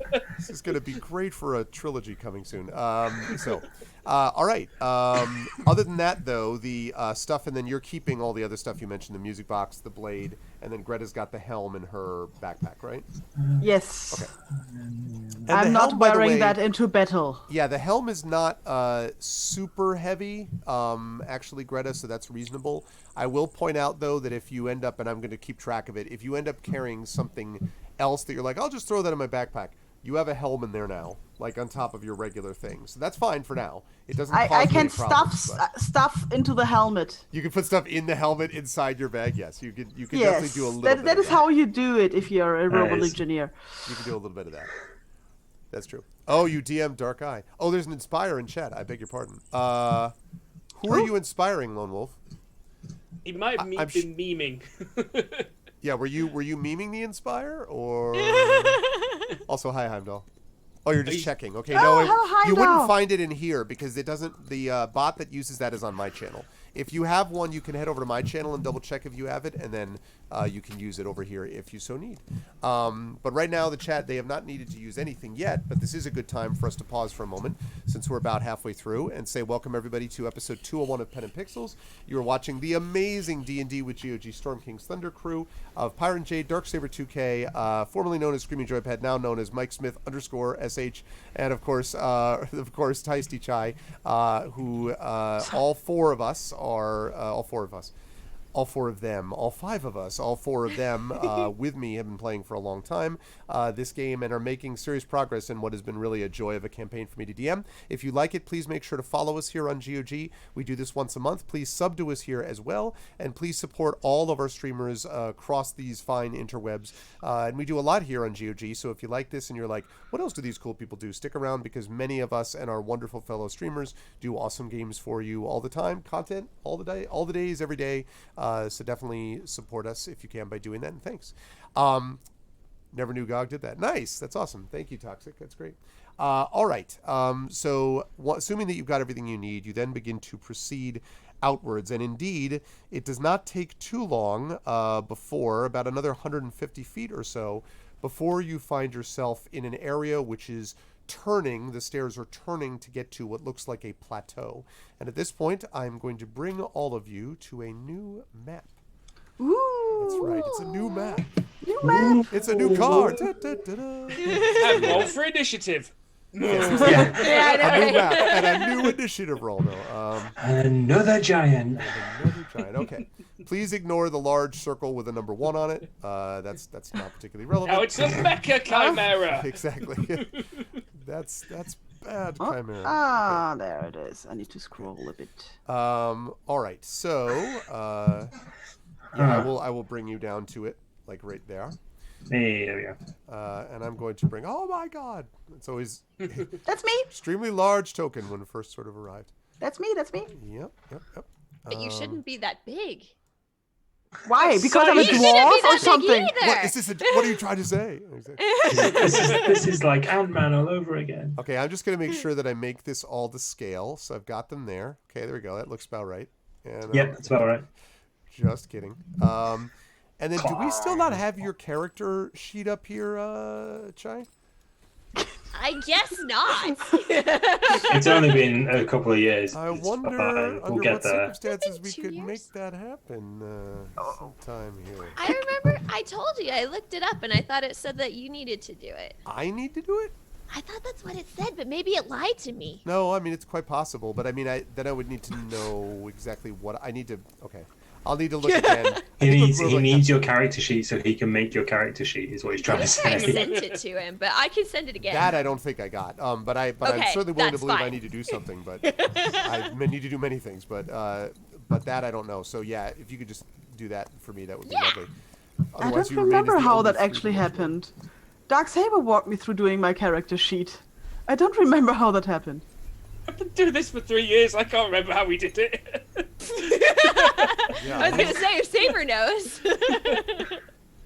exactly. Well, you- It's straightforward, but I think everyone has to have at least a blank set up and given access to it by the DM, I think. I think that's it. Okay. That sounds right. I think that happened with my other character on the other campaign. All right. You So even helped me. You even helped me with my spell saber. Access characters. Because one of us has the player handbook and the other doesn't. Oh, that's not true. But Okay. I think we have like all the D&D stuff. I just don't know where because we still have our stuff in boxes. You hadn't Keep it moved there. back there. You hadn't moved back then, though. Oh yeah, no, then I would have had one. I remember you showing me some of the other handbooks you had. Yes, I have like stuff. Ebenezer collects RPG books. Oh. Okay. Yes. What kind of nerd plays RPGs? I mean, really, Yeah, how many of those books behind you are RPG books? Yeah. you be silent, player. Hello, Burns. Okay. Oh, You you be- make roll at triple disadvantage. I know. Funny that you've tripped and lost all of your hit points. These steps How seem fair. oddly unstable. I mean, I didn't have very many to begin with, so it's okay. Okay, so as you're beginning to climb up, further climb up these steps, moves back, you see here that there is now what looks like a kind of cleft in the mountainside, and as you've made your turn now to the other side, Wait, of are we these moving steps- towards the 2 or towards the 1? You're moving towards the 2. You're coming from Okay. the 1, so you passed like through that little area there, and you Mm-hmm. bent around, and then you're up these steps. And I should say, by the way, that these are. Hold on a second. I believe these are. Hold on, let me get a scale. Give me a second. I think it's 10 feet. Map does not Big. specify, but I These are believe they're big 10-foot scales. I believe these are 10 feet. These are 10-foot steps, 10-foot squares rather. So, there you can now see that basically the mountain up here seems to have been split into 2, and from what you can tell, there are things on both sides of it. For one thing, you can see. Let me just zoom out a little bit for chat. For one thing, you can see that there are, I should say, a lot of what look like small buildings which have sort of almost look like huts. They're maybe a little bit bigger than huts. And these villages have sort of a lot of these... they seem to be made of this very kind of strong wood, but the top of them seem to be kind of this angled sort of wooden roofs. And the reason I mention the wood is because you're on a mountain. Like, there are no wood things that you've seen up here, which indicates that this has come from somewhere down below. Now, you just made this climb, so something has been bringing up wood to build this clear village that you see here. And from what you could tell, there are basically 2 sides to the village. There's the side that's right above you. You can kind of see there's a wall above you that is blocking off your view of some of the buildings on that side. And then there is this bridge that you can see in front of you about maybe 60, 70 feet ahead of where Urash is standing to the northwest. And you can see that it is what looks like a wooden bridge that seems to be made out of ropes and planks and that are lashed to these 4 sturdy wooden posts. And then farther up here, because your visibility is pretty good, farther up here you can actually see what looks like a rotted and destroyed wooden bridge over this enormous chasm, like this very, very deep chasm. And on the other side of the sort of chasm that you're looking at, you can see these 2 strong set of double doors. And the walls themselves are made not of wood, but of stone, of mortared stone. And again, I want to emphasize heavy stone. So somehow they got this heavy stone up this crazy big high climb to get up here. And that's what they did.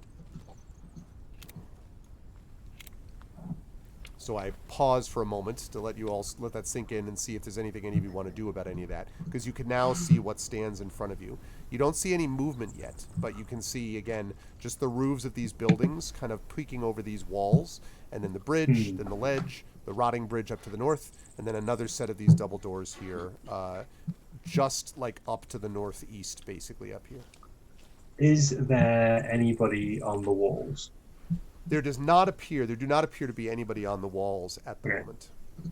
How high is it to the top of the wall, roughly here where we are? From where you are, it's probably another 40 feet it's probably 60 feet, because it's 20 feet is the wall itself, and then probably another 40 feet. But the steps are rising quickly, as you go along. So that gap would close quickly. Even if they were just at the bottom, though, the walls would still be 20 feet high. Do I see anybody on the bridge, on the number 2 bridge? You do not see anybody on the bridge as of yet. No, the bridge seems to be deserted. Why? Why would I look at my companions. Why would anybody bring wood up here to make roofs out of it? You could have like slate roofs or something that does not burn, because they will have fires in there, and then they decide to put a wood roof on it. Maybe the mountain grew under a village? Maybe there's no slate, and I can only guess slate is going to be heavier to carry than wood. No, slate is not that heavy. It's really strange. Does anybody trust that bridge? Because I don't trust that bridge, and I've not even been near that bridge. Does it look Trust solid? it more than the one I see beyond it. Yeah. I don't know Yes. why I wouldn't trust that bridge. Because it's a wooden. Can I move towards the bridge? We've only encountered one can't click my untrustworthy Oh, bridge. I'm sorry. I don't It's know okay. why, but I will fix that. Okay. Do you remember the bridge with the fish? Oh. Do you remember the fish bridge? No, I don't, because I wasn't there. I was. Yeah, He was you- unconscious. Should be that able was to do the it now. only bridge we Mike? couldn't Thanks. trust. I wasn't there. I think I just dropped into some woods from very high. Yeah, you You were very weren't- barely conscious. You were missing at the time. Yeah. But there was this bridge, and there was these fish, and they hit people in the face. They slap you. I'm sorry. Did we accidentally play a level of Mario? I think. I Oh wait, think were you there? I think you No. might have been on remote control that time. Oh right. Okay. That's called remote control. Nice. Well, so there was a bridge, right? And it had Yeah. fish, and they'd Right. slap you. Hard. Yeah. Got it. Yeah. Okay, So I wouldn't I'm trust gonna that go- bridge. I'm gonna go shake the bridge and see if it falls over. Okay. What? Why? You walk up to it and you Oh. shake the bridge. You literally like. Do you want it to fall over with you on it? Like, it's gonna fall. It's gonna fall if a half-orc shakes it, right? Like, I'm not It's gonna more attack likely it. to fall if a half orc shakes it. I'm not gonna attack it. I just, give it a good wobble, see if it's steady. Okay. I mean, Marinda. Look, Just- Chad is just- in favor of this. Marinda says the bridge has never lied to River. Vero Invictus says I trust the bridge, though I'm fluent in troll, so take that for what it's worth.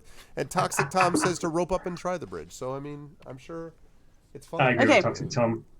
I don't think we should trust Urash's judgment in, on, or around mountains ever again. I see what Urash is doing, and I try to get into fireball range, just in case some goats stream out and want to walk that bridge now. No one streams out. You do sort of like it, you shake it back and forth. You can see that this is very sturdy, Urash, and actually you can see from the way that the ropes are knotted.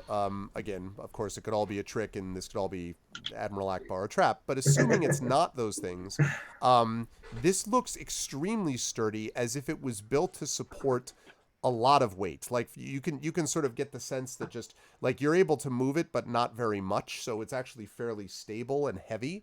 And like the ropes look strong and also fresh, as if they have not been up here all that long. So I guess the question now is, do we want to go over this bridge or do we want to go up the stairs? Can we hear anything from Because either there's a wall side? near us. Can we hear anything? Make a perception check for me. Like where it does bap or something. Right, yeah, make a perception check for me. We did hear one from down the mountain. Yeah, and anybody can do that if they wish. Wow. Okay, everyone perceives it. Wow. Holy Yeah. crap. So you do hear the sound of, first of all, you can hear the sound of movement around. It might be below the walls. Again, these are very high walls. So you do hear that. And you occasionally hear from both behind you and like over your shoulder, Urash / everybody else, like, you know, the part of the village that's up to the right. You can hear occasionally like, it sounds like almost like yaks talking, if they could Yakish. talk. Yeah. And so you hear that from over your side, and also hear not only those things, but also hear little echoing sounds of, it reminds you a little bit, Greta, of when you were in the forge helm earlier today. You hear the sound of possibly like hammering on an anvil. It does not sound exactly like it. It's just, it sounds like something like that. And that's coming from the far side of the bridge somewhere, over on the walls, past the walls that you can't see in the other side of the village. We're looking for a teleportation conch, right? Or Yes. a good time. Either or. This is whatever they're offering. Yeah. Let's just go knock on the door, see what happens. Okay. Are you? I'm not cross- actually going to do that. Okay, I was just gonna say like. Just real quick. That's Right. just in party jokes. Don't worry about it. So just quick team huddle a second. Let me just go back from the bridge. Do you actually know anything about these yak folk? Well, I was told they're not food. Okay, so they're not food. Like, They're protecting the entrance to the mountain. right. So they're protecting the entrance to the fire giant's forge. Yes, So that's we how I could probably understood it. assume they're not going to be friendly if we say, "Hey, what up? We just want to go steal your boss's magic shell." Not Yes. steal. It's not stealing if they give it Borrow. to you. Borrow to put the world back in the right Borrow. place. Borrow. Borrow. Recovering. Recovering. Yes, we were already told that they are not friendly in general. Right. Okay. Maybe we could tell them that he that's just right. hasn't repaid his loans and we're here in a collection agency kind of fashion. I could just set everything on So fire and your idea is to be bailiffs. Just payments are due, mate. So we're going to take TV. I could The Lone Ranger. The Lone Ranger. Oh, I'm my out. God. I'm out. That's solid, Echo. That's solid. The Lone Ranger. I ho silver. I owe silver away. I owe silver. Yes. I owe silver away. All right, let me Well, just that's next go. month's persona sorted. Good times, good Let me times. just register this domain. Give me a second. Okay, DuckDuckGo. Let's go. Let's Oh, God. Lone Ranger. What are we even doing? Right. Anyway, I could just set everything on fire and we say the boss sent us or something, like the fire giants. yes. I mean setting stuff on fire is always a good call. However, I'm nervous No, no. about fire around the only bridge. Yeah, that's the problem. We don't know on which side of the bridge the entrance to the mountain will be. Maybe there's more than Come one. on. Come on, it's us. It's Come going to on. be the other side. Come on. This wouldn't be an adventure if it were easy, right? However, there may be stuff in this side that we could use. So, or like you said, another entrance, and therefore we wouldn't have to go over the bridge. So I don't know if we want to try this side first, or at least try and sneak in. He says, glancing sideways at Celsig, and see Who what's is looking at the going music box? The problem is like on. Precious. the doors looks like pretty huge, and are the other doors closed? Or Doors are closed right now, yes. No, you don't know if they're locked, obviously, because you're not on top of them, but they're closed. What? I mean- How big are the doors? The doors are 10 feet and 10 feet each, so basically 2 sets of 20 feet total of door. Like and they're 20 double feet doors. tall? Like 20 they feet wide? are, Like so 10 foot wide by... They are probably not quite 20 feet. They're probably about 15 feet high each. And I know also, by the way, Celsig- I should say, by the way, the doors themselves seem to be made of incredibly strong wood, not unlike the roofs of the things you could just see peeking over the walls from where you are. I just nudged Celsic. I'm like, you can definitely climb that. Like you Is can. there You anything can about 100% climbing? You can definitely climb that. Magical. One party member mimics as a prisoner. When we were down at the Chimera, there were lots of bones, you told Yes, us. a lot of bones. Were those goatman bones? Like, majorly goatman bones? You would have had to, I mean, you didn't check this at the time, so I would say there were bones of all sorts of different kinds of creatures, large and small. It would have been probably hard to tell. There were no complete skeletons, though, so, that you could obviously see. They might have been, but, I mean, it seemed like there were lots of all kinds of things. Maybe they would reward us for killing the Chimera. Like, look, now you can use your steps again. I doubt that. How close is the Chimera? So it's probably about 150, 160 feet below in the chamber now, I would say. Not gonna, wee on anyone's food here, but we probably just killed their pet. You can have a Chimera as a pet? Well, they might. You do see a large water dish right outside that. No, I'm just It just says, like, it just fluffy on it, bubbles on the outside. Just... It actually has 3 parts: Fluffy / Joe, Lassie / slash Dave. Dave. That's the go head. Dave. Majestic name, Dave. Killed all my pets. I reckon we need to at least have a look in one of these structures before we either go in all like, hey guys, we're here to save the world, come help us out, or we're like, hey guys, we're here to save the world, get the hell out of our way. Well, we were told that the hammer is in the forge. We're hearing hammering from the far side of the bridge.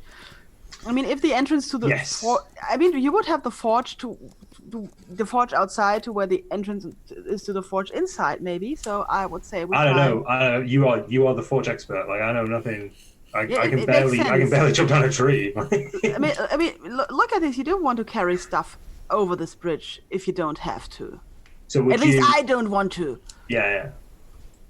So Okay. Well, you know forges. Like, where do you think we should search first? I would say we should take the far side of the bridge, although I don't want to cross. Yeah. Well, okay. Although I don't want to cross the bridge, but I think that is what we might have to do. I have rope on me, so if I, being the heaviest character, presumably, if I rope myself to one of these wooden posts and walk over, if the bridge fails, I'm okay, right? Just depending on my knot tying skills. Please don't make me roll for that. Well, if the bridge fails, and then the rope will just swing and crash you into the wall of the mountain. I don't see any problem with that. As long as I rage beforehand, I'm fine.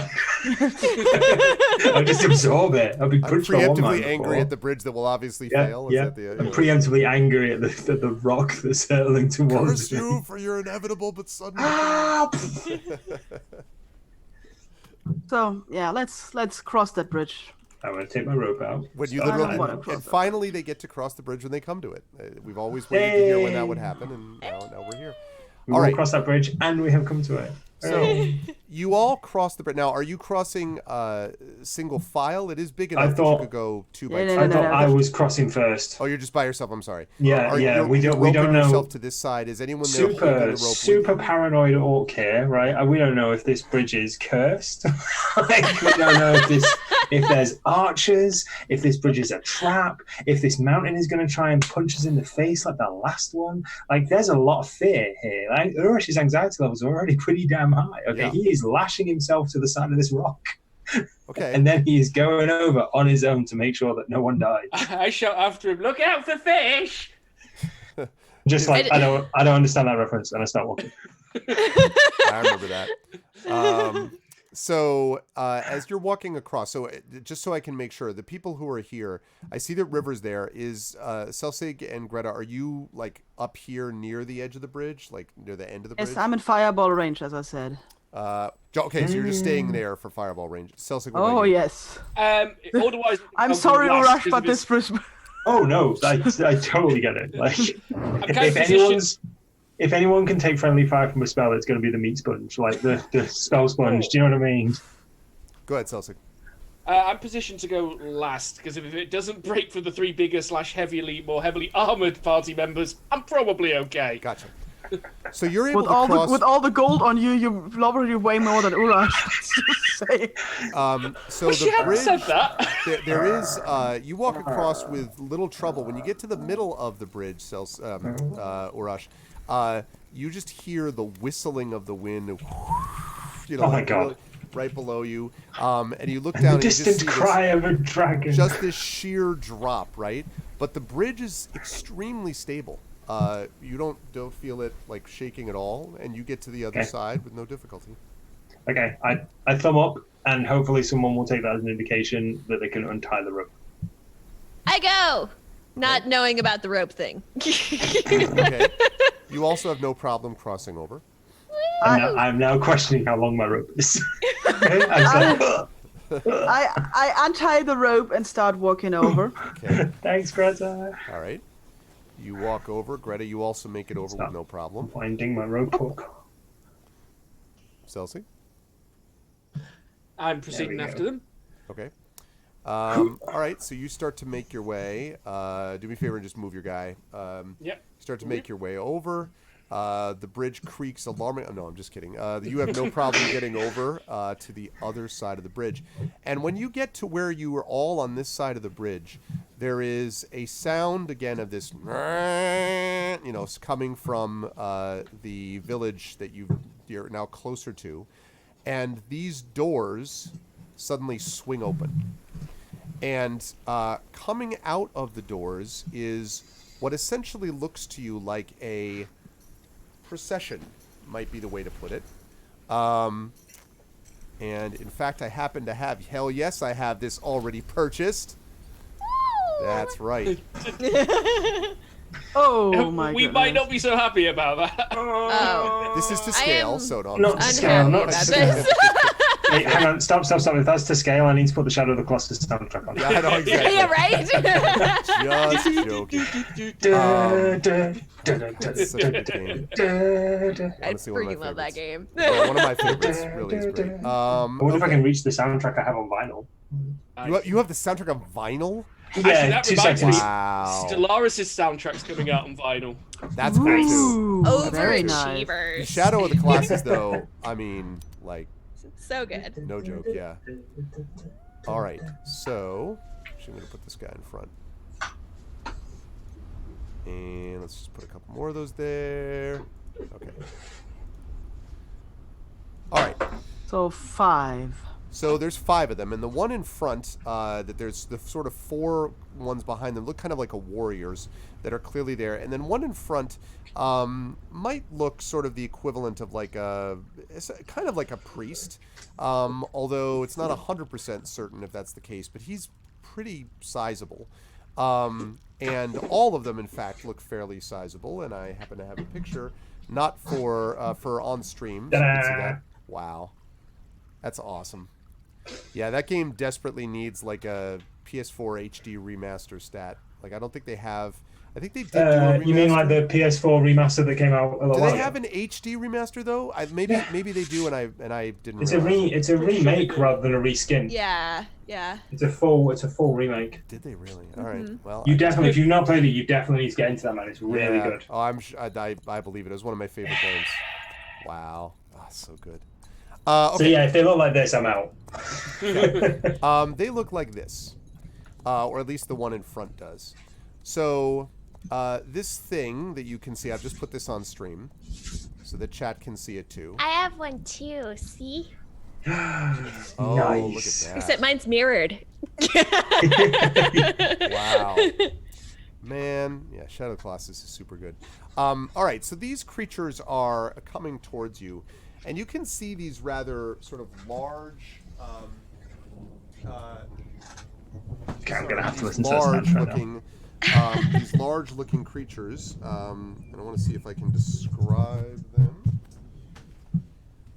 in more clear terms. We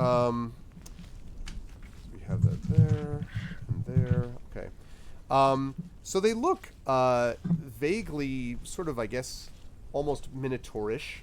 It might be a way to describe them.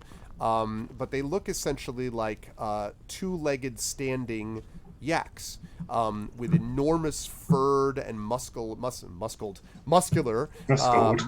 arms. And with these two horns on the sides of their head, which are each holding, they seem to have like perhaps tribal sort of or shamanistic talismans, like feathers and chains and things like that, and armbands, and then they have these what look like leather, some kind of thick leather armor that they are wearing, and they have four these weapons, these swords that they're carrying, and then they have no boots; they just stand on their own hooved feet. And they close they close sort of close to you, and then they stop, and there is kind of a rumbling of a drum from somewhere, and then the one in front steps forward, and the one in front stops and looks at all of you, and then bows low and says, "I am Beru. I, one of wives to Chief Karthakaya. Chief Karthakaya welcome you to the Yakfolk land and would see you in the village." And she bows low and then sort of gestures over her arm towards the wall of the village right next to her. Oh, this is promising. Nobody mentioned the Chimera. We thank you for the invitation. What was her name? Bera? Her name was Imberu, Imberu. Mberu. Mhm. I look at my over the shoulder at my party. We're happy to. We're happy. Yes, we bow, and then we're happy to accept your invitation. Please lead the way. And she bows low and she says, "Follow. Be careful. Drop is great." And she gives you this very disturbing-looking grin, which is like yak grin. Like think to jump out of game. Think Jar Jar Binks, but a yak. Like really kind of troubling. I walk very close to the wall. Yeah. Careful, Urash. And Drop very great. You're muted. You're right, I was. Yes, drop very great indeed. I'm going to hug the wall. Okay. So you all make your way to, and by the way, I should say when I talked about the size of these things, they are considerably larger even than Urash. They're probably the size of ogres, so maybe like 9 feet tall. Oh, great. And kind of big creatures. And so they turn around, and I'm not going to turn them around individually, but you get the idea. They sort of lead you in through the gate. And as you all follow them in through the gate, you can see the rest of the village. And it is rather impressive because what you find is that... Guy's massive. Yes, exactly. So each of these are 10-foot squares, as I mentioned. So we're talking about a pretty large place for a village. And I'm going to reveal as much of it as you can see. Okay. Is that trees? So looking up to the north, you can see what look like not trees, but several tiers of tilled earth. And it looks like, if you had to guess, that there's maybe wheat growing up there or something. But there's some kind of crop up there. And you can also see something unusual. There are sort of figures moving among the crops up there, Greta. Make a perception check for me, because it's kind of a long way and it's up on a hill, but... to see if you can determine what kinds of creatures you're looking at. Nope, never seen those before. Yep. Something's moving up there, but crops of one kind or another. Yes, yak binks, exactly, Metal. That's. I elbow Celsic. Somebody's up there moving. It's like, what is it? Celsic, if you want to check, you can also do a perception check if you want. Well, it'd be rude not to look. Oh, there you go. You're very familiar with these, Celsig. You're almost positive these are halflings. And you can see, as you look, that they are moving a little bit slowly. And you're pretty sure with your keen eyes that you catch light glinting from chains between their hands. Oh dear. Oh dear. Well, time to murder the yak folk. Ah, It was all They going had- so well. they want to nicely enslave us. So they bring Be you. on your guard. What is it? So what Yeah, is sorry. up there? They've enslaved halflings. I see chains, and I see halflings. How many? Did I get a rough idea? Yeah, it looked from what you could see, probably maybe 4 of them or so would be your guess. And by the way, as you're sort of dropping your gaze, you can also see that there are right over here. You can see that there is what looks like one of these large, and you can now see that there are indeed huts, but the sides are made of this very strong-looking wood. Wood which is, again, clearly not native to this far up in the mountains. So you can see that from here, between that and between this, there's what looks like basically like a barn and then a hut of some kind.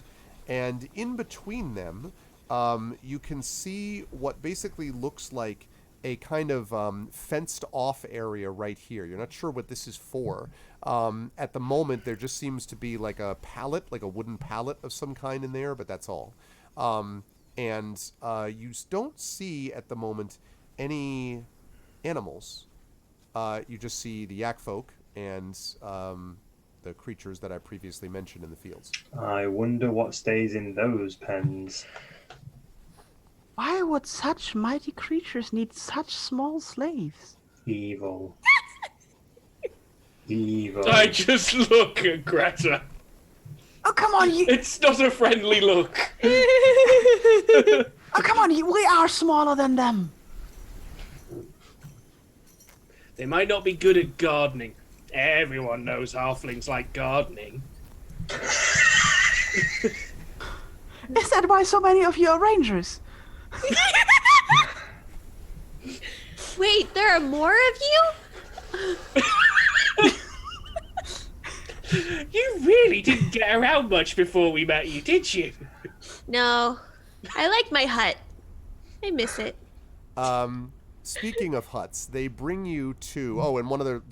one last bit of sort of formation information is that there is something also back here, and you don't know exactly what that is, except that, Greta, you can hear the sounds of clank, clank, coming from beyond the doors. Now, they're 15-foot doors, and you're down, so you can't... Like, you're down a little bit farther from them, so because the hill kind of slopes up, basically, towards the doors. So you don't know yet what's on the other side, but you hear the clanking more clearly now, and it seems to be coming from this area you can't see into. The doors that we just crossed, what are they made of? They are made of extremely strong wood, and they look like they're double reinforced. They're kind of like the walls of the huts, except these look like they're lashed like double wide, like basically, 2 sets to each other. I look back at the doors. I don't think I could easily blow them open if necessary. That might be a problem. Aside from the 4 warriors and I've forgotten her name already. Imbera. Imbera. Are there any Imberu. other yaks around at the moment? That's my next question. You're saying this to Imbero? No, I'm looking No. around to see if there's other guards, other yaks going about, There whatever are yak people some go other, about. Yes, you do see a few other yak folk that are walking about in here. You also see one which is up near these fields, and you can see. In fact, I'll make a little copy to show this. Right, come on. Okay, right here. You can see another one of these yak folk warriors with his greatsword over his back, and you can see a little swirl of smoke. And first you think, like, is he breathing fire? And then you realize that he must be smoking a pipe. And he seems to be watching the halflings.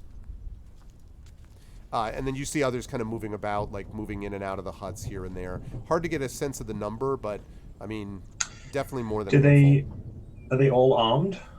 Yes. Can we see? All of them They're are all armed armed. with greatswords. Yep. Wow, shit. It's bad if the barbarian's saying that. I Wow. I follow Embera. It'd be tough, but you know, I'm willing to try. Okay, so Umberu leads you to this thing which is obviously the center of attention in the village. Built on high ground in the middle of the Yak Folk village is this 60-foot diameter hut with a beaded curtain entrance in the northeast wall that you can see. And it is, again, built on high ground, so it's sort of higher than anything else within the village.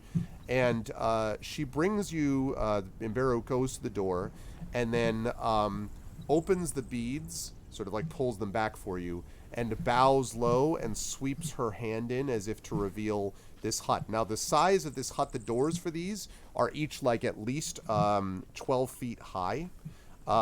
So, I mean, like, there's plenty of room for everybody, Urash, to, walk through the door without a problem. These are obviously Yak folk designed, as opposed to, so no problem for halflings and dwarves, etc., or dragonborn or even orcs. And so she sort of gestures and holds the bead card open and gestures for you to head inside, and the 4 warriors kind of silently watch you. I'm standing next to Urash as we go in. I walk inside. I walk first. I don't want to come down with a sudden case of disappearing from the back syndrome. Okay. Where's Celsic? There was only 3 of you, wasn't there? Yeah. Oh, well, the fall is great. You know. I walk in. Stick close. We'll go in. Inside here, you find one large chamber, which is dominated by a shallow 10-foot diameter circular pit. And around the pit is this sort of walkway, which has basically been built out of the dirt and ground, basically, to surround this pit. And towards the back of the hut, there are piles of cushions and baskets with food, it looks like, and painted clay vessels of various kinds that you can see. And between this pit, and I should say in the center of the pit, by the way, there is a fire that is going right now. It's not super high at the moment, but there is some kind of a campfire. So it's essentially a big fire pit, right? And between the fire pit and the south wall, so right around here, basically, I don't have an inside map, I'm sorry, but is an ornately engraved bronze gong and a wooden mallet that has a head padded with some kind of hide. It's not clear as to what. And both the gong and the mallet are hanging from a wooden frame. And standing above the pit with a long pipe from his mouth is, and standing next to him he has a number of Yak folk, including another one who's like a priest, like Umberu, or someone like someone who looks like Umberu, a priest-like figure, is this very large-looking warrior type, larger than the guards that you've seen. This guy is massive. If these other ones are big with the big muscles, this dude is like that times 1.5. He has a huge head, this muscled neck, just incredible strength. That you can just sort of see rippling up all and down his frame. And you can see that he is standing on the edge of the pit and his arms are folded, and he has this very long pipe that he is smoking. And when he sees you, he takes the pipe from his mouth and kind of looks down at you, and you note there is a scar extending from his left eye all the way down his face to the sort of right side of his neck. So it's like something slashed him across the face this way at some point. And he sees you and kind of breaks into a smile, which with the scar is a little troubling, frankly. And he says, welcome, stranger. I, Karthakaya, chief of village. Come and entertain me.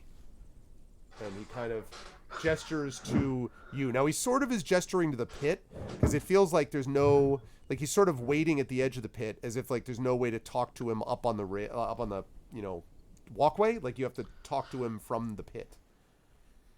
And the warriors all wait. Hello, Kazakaya. Thank you for inviting us into your village. What kind of entertainment are you looking for? And he says, ha, ha, ha, ha, ha, ha, ha, ha, ha. And the other people in the Yak folk start to laugh. Okay. And they all sort of chuckle, and he says, yes, strangers always funny. Strangers always enjoyable. We happy to welcome you all. You will entertain by telling stories. We will pass back and forth tales of the land about, and then there will be food and feasting. This is a great moment. We have brought food for you. We so rarely have those who visit us from the outside.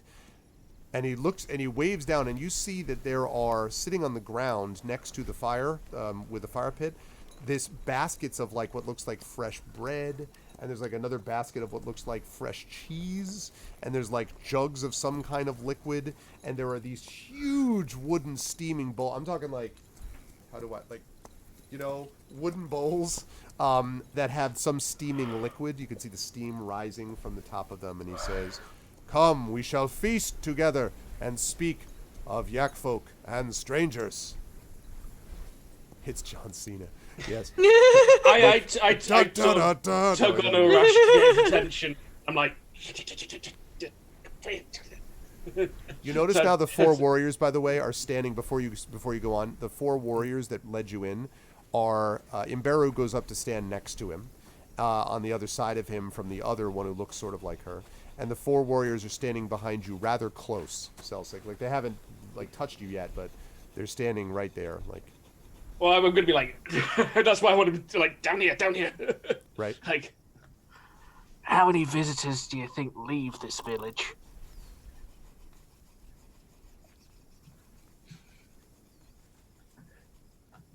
You muted again. So silent God they damn can't be it. heard. Yeah, exactly. Didn't listen harder. I'm just like, none. Absolutely none. Okay. I turn back. If they wanted to enslave us, they could have it easier because they're like that tall. So why go through all of this? Let's entertain them. Sounds like you can tell stories, right? Don't eat anything. Don't drink anything. Don't smoke anything. Come! Chief Karthakaya says again, and waves down at the pit. We will Nope. eat and drink. Nope, because we won't. No. I won't. What if they wanted to enslave us, they could just do it by picking us up and throwing us into a cage. They Then wouldn't they need can to try. go through. They wouldn't need to go through this. Not doing Less it. damage if we're unconscious. Come doing it. forth! Let's try to be good guests. I did tell you what I saw in the field, right? Yes. Yep. Don't like I it. don't think they volunteered. Don't like any of it. Maybe they were bad guests. I come forth. Wow. What happened to you, Greta? Wow. You used to be our moral compass. Ooh. Look, I didn't say we shouldn't free them, but I don't think we're gonna help them if we just die here right away. Which is probably why we shouldn't eat or drink anything. Yep, I agree. Don't eat anything. Don't drink anything. Don't smoke anything. And I have already gone forth and started eating something. Well, I mean, Exactly what I was afraid of. you can start if you wish. So if you're going forward, so I just want to be clear. So you're going to go forward and like sit down and take from the food. If you're step doing into that, the pit. yeah, and that's so when you step in the pit, nothing happens. Chief Karthakaya continues to look at you benevolently. And the other 3 of you, do you go into the pit or do you just I stand go watching? into the pit and I grab River's arm, not forcefully, but I just put my arm on River's arm and I lean into her. And I go, "This is not good food. This will not make you feel good. This will make you feel terrible." You don't know. You haven't had any. I sit down next to River. Greta, can I eat the food? Yes. Okay. Urash, Greta says we can eat the food. All I right. am not disappearing in the middle of the night because you got drugged. What is a Ha- drugged? It's Drugged like it. when food makes you lose Poison. your mind. Poison. That doesn't sound good. I don't think it's going to be. But why? Maybe they don't like you sorts of species as slaves. So Celsic, I you're only with saw- them. I'm sorry, Celsic, you're with them when you're whispering this, right? Yeah. Okay. Yeah. I'm not on the edge of the I was pit gonna say, going, yeah. maybe they want to Maybe they enslave want me. to enslave us. Okay. Yeah. Um, I only saw halflings. Maybe they specifically seek out halflings. So you notice, by the way, as you're sort of having this short discussion, that the guards have taken up positions around the pit, and I take very close attention on exactly where each of the guards are. okay, they don't seem to be doing anything threatening at the moment, but they are sort of on the outside. You do notice. I sort of sit down but make a big fuss of making myself comfortable, and as I do, I'm sort of moving my clothes to conceal the obsidian dagger that's on my belt. Okay. I have no real clothes to obscure any of my weapons. I don't sit, and I just stand with my arms folded, as though I'm on guard. Okay. So they all do this, and you can see the guards and sort of sitting there, and then Chief Karthakaya says, "So, and to be clear, who's eating and drinking and who isn't?" Nope. So Celsig's not, Urash is not, Greta and River are. Yes. Got it. So Greta and River, one note to you first of all. So the food is absolutely like, I mean, the bread is fresh bread, like they just baked it. The cheese is like the very finest, I'm assuming, yak cheese. I don't know what that's like, but I'm assuming it's awesome. The jugs seem to be some kind of warmed ale, and the bowls are hot vegetable and barley soup. And I mean, like, just perfectly seasoned, and just, it is super good. And as you're eating this, Chief Karthakaya sort of looks down on all of you and says, "So, strangers, perhaps you share peace with us. Yak folk do not welcome strangers usually, but we are different. We wish learn others, and so would break bread with you, share food, and join together with the smoke of peace." And he takes his pipe, this long stem pipe, and holds it out. And he seems to be holding it towards you, Celsig, and Urash, just because you're like, Urash, perhaps most of all, because you're standing up, like facing at the moment with the arms folded. And he sort of points it towards you. I bow. I'm saying, you are very kind, but I have allergies. And he says, "Allergies." He pauses and then, "Ha ha ha ha ha," and everyone else like starts laughing. And, "Ah ha ha, yes, yes, jokes always funny from strangers. Not know what allergy is." Smoke makes sick. Smoke makes sick, but this smooth, tasteful, good smoke, not dangerous. It has made Chief Karthakaya strong. And all the and he sort of looks around at the warriors, and the warriors all sort of immediately do this thing of like fist to heart salute type of thing. How many warriors are there? There are 4 surrounding the pit. There are the 2, apparently his wives, Imberu and another one who has not yet introduced herself, and then Chief Karthakaya himself. So, if you count him as a warrior, and if you count him as a warrior, and I sure would, that would be 5. Yeah, she's like 1.5 times 5 the warriors size of plus them. 2 priests. Yeah. There's also something else, Urash, I want to note, which is actually, you know what? Celsig and Urash, I don't think Greta and River are going to notice this because they're too busy chowing down. But Celsig and Urash, I would like you to make a perception check for me, please. With pleasure. Also, are you focusing on anything in the hut in particular, either of you? God, that was a terrible roll. Everything in the hut is suspect at the moment. This is all bad. Yeah. I am mainly trying to focus on the door behind us and whether or not that's going to get blocked anytime soon. But also, if anyone it is comes closed in, now. It's the bead curtain, so it's now closed. Yeah, no, I mean like if people go in front of it, right? Like with like weapons drawn and that sort of thing, and just basically if any of the guards move around. Okay. They do not seem to move around, but they are definitely like standing at attention, if you will.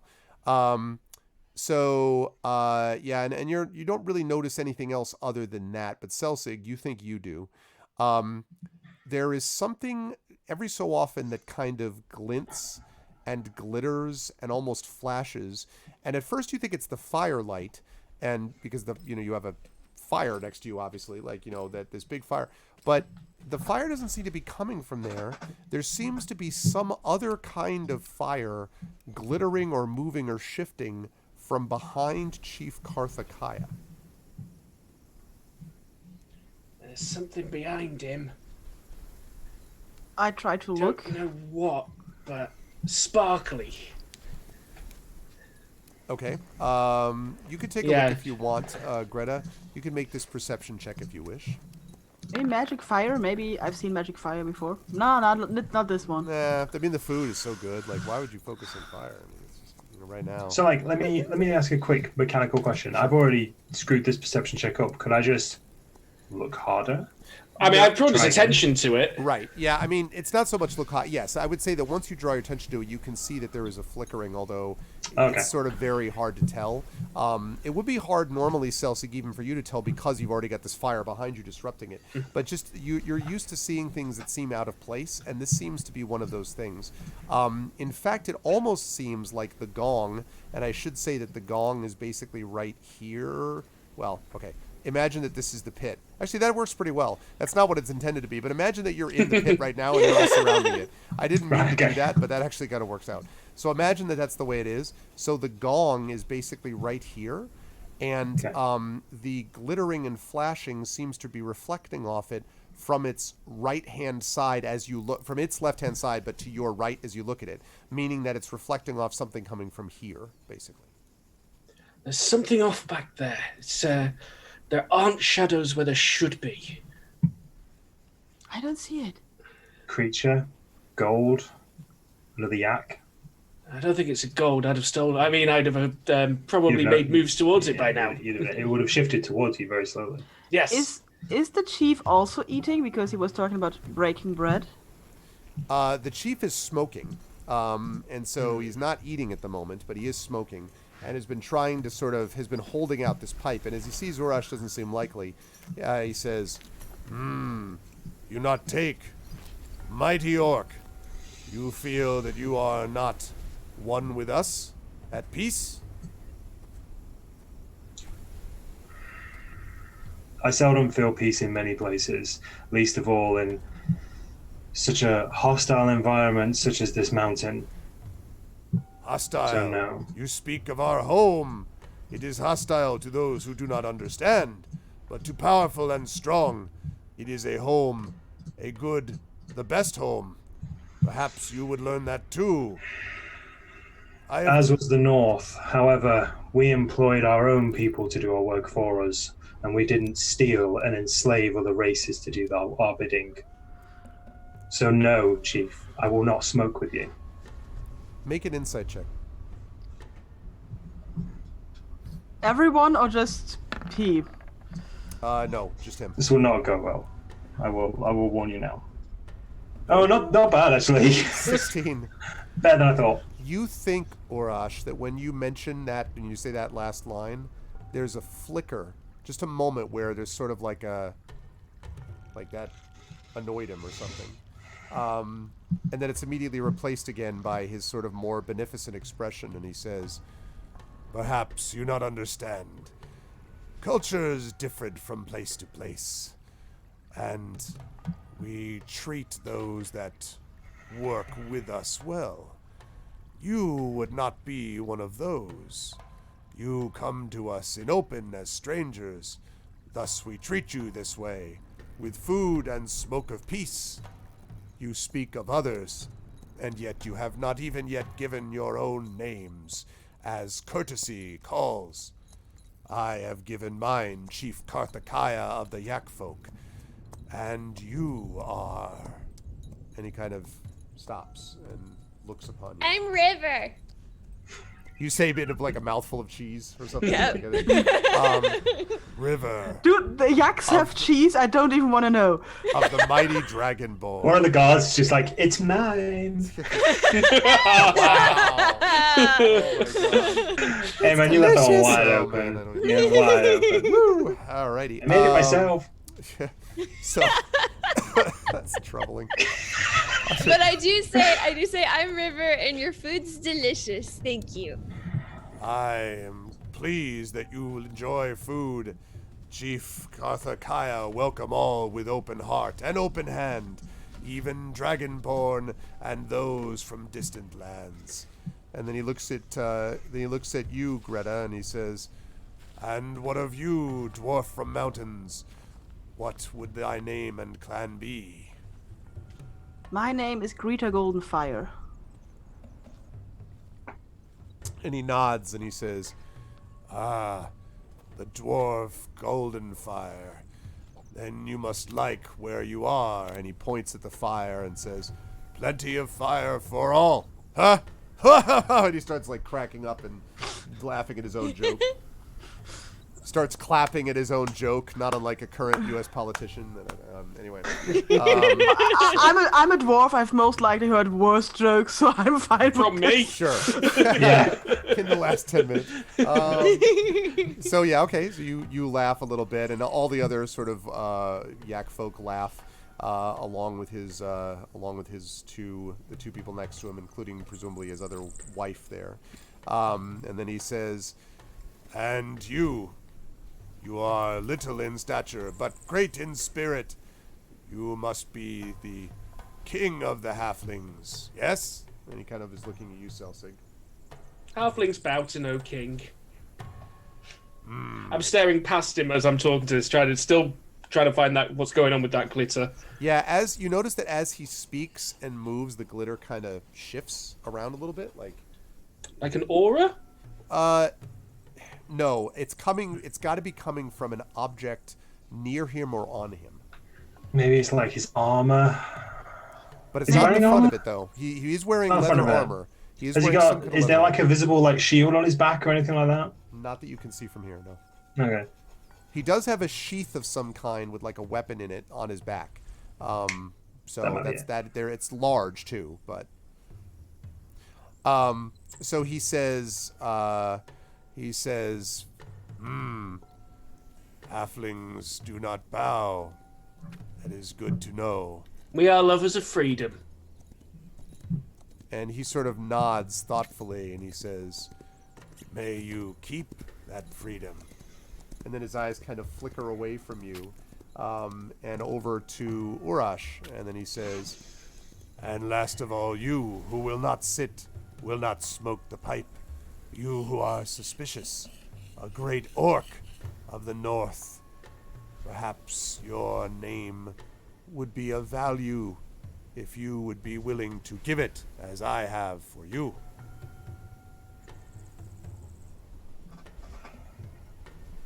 I don't speak.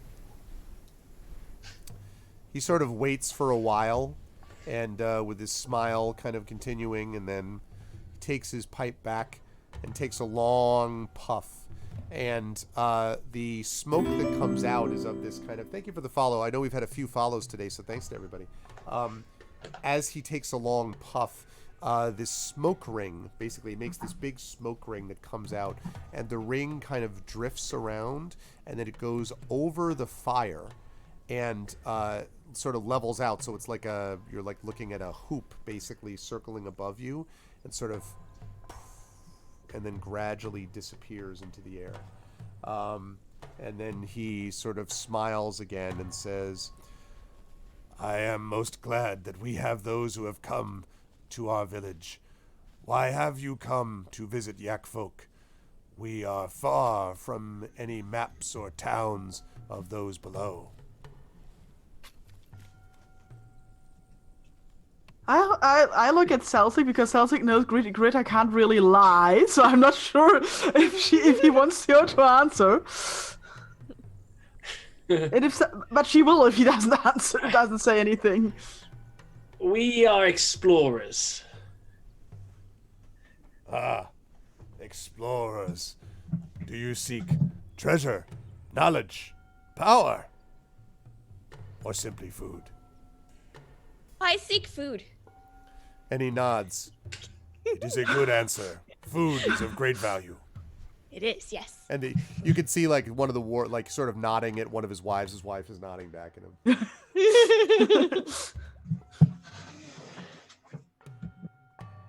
Mostly we seek knowledge of the places we know not about. Chief Karthakaya has much knowledge. Happy to share. Spread the word. Give information that Yak folk have gathered over centuries. What knowledge do you seek? Perhaps we may trade it to each other. How did the bridge break? And he says, "It has been long time since we came to village. When we first came, this place did not exist, all except for the bridge. The bridge was here, but destroyed and broken down." That's a smoke. Yeah, it's a smoke. You shouldn't smoke that much. Smoke makes sick. Yeah, Smoke makes sick. That there, allergy. No idea. One second.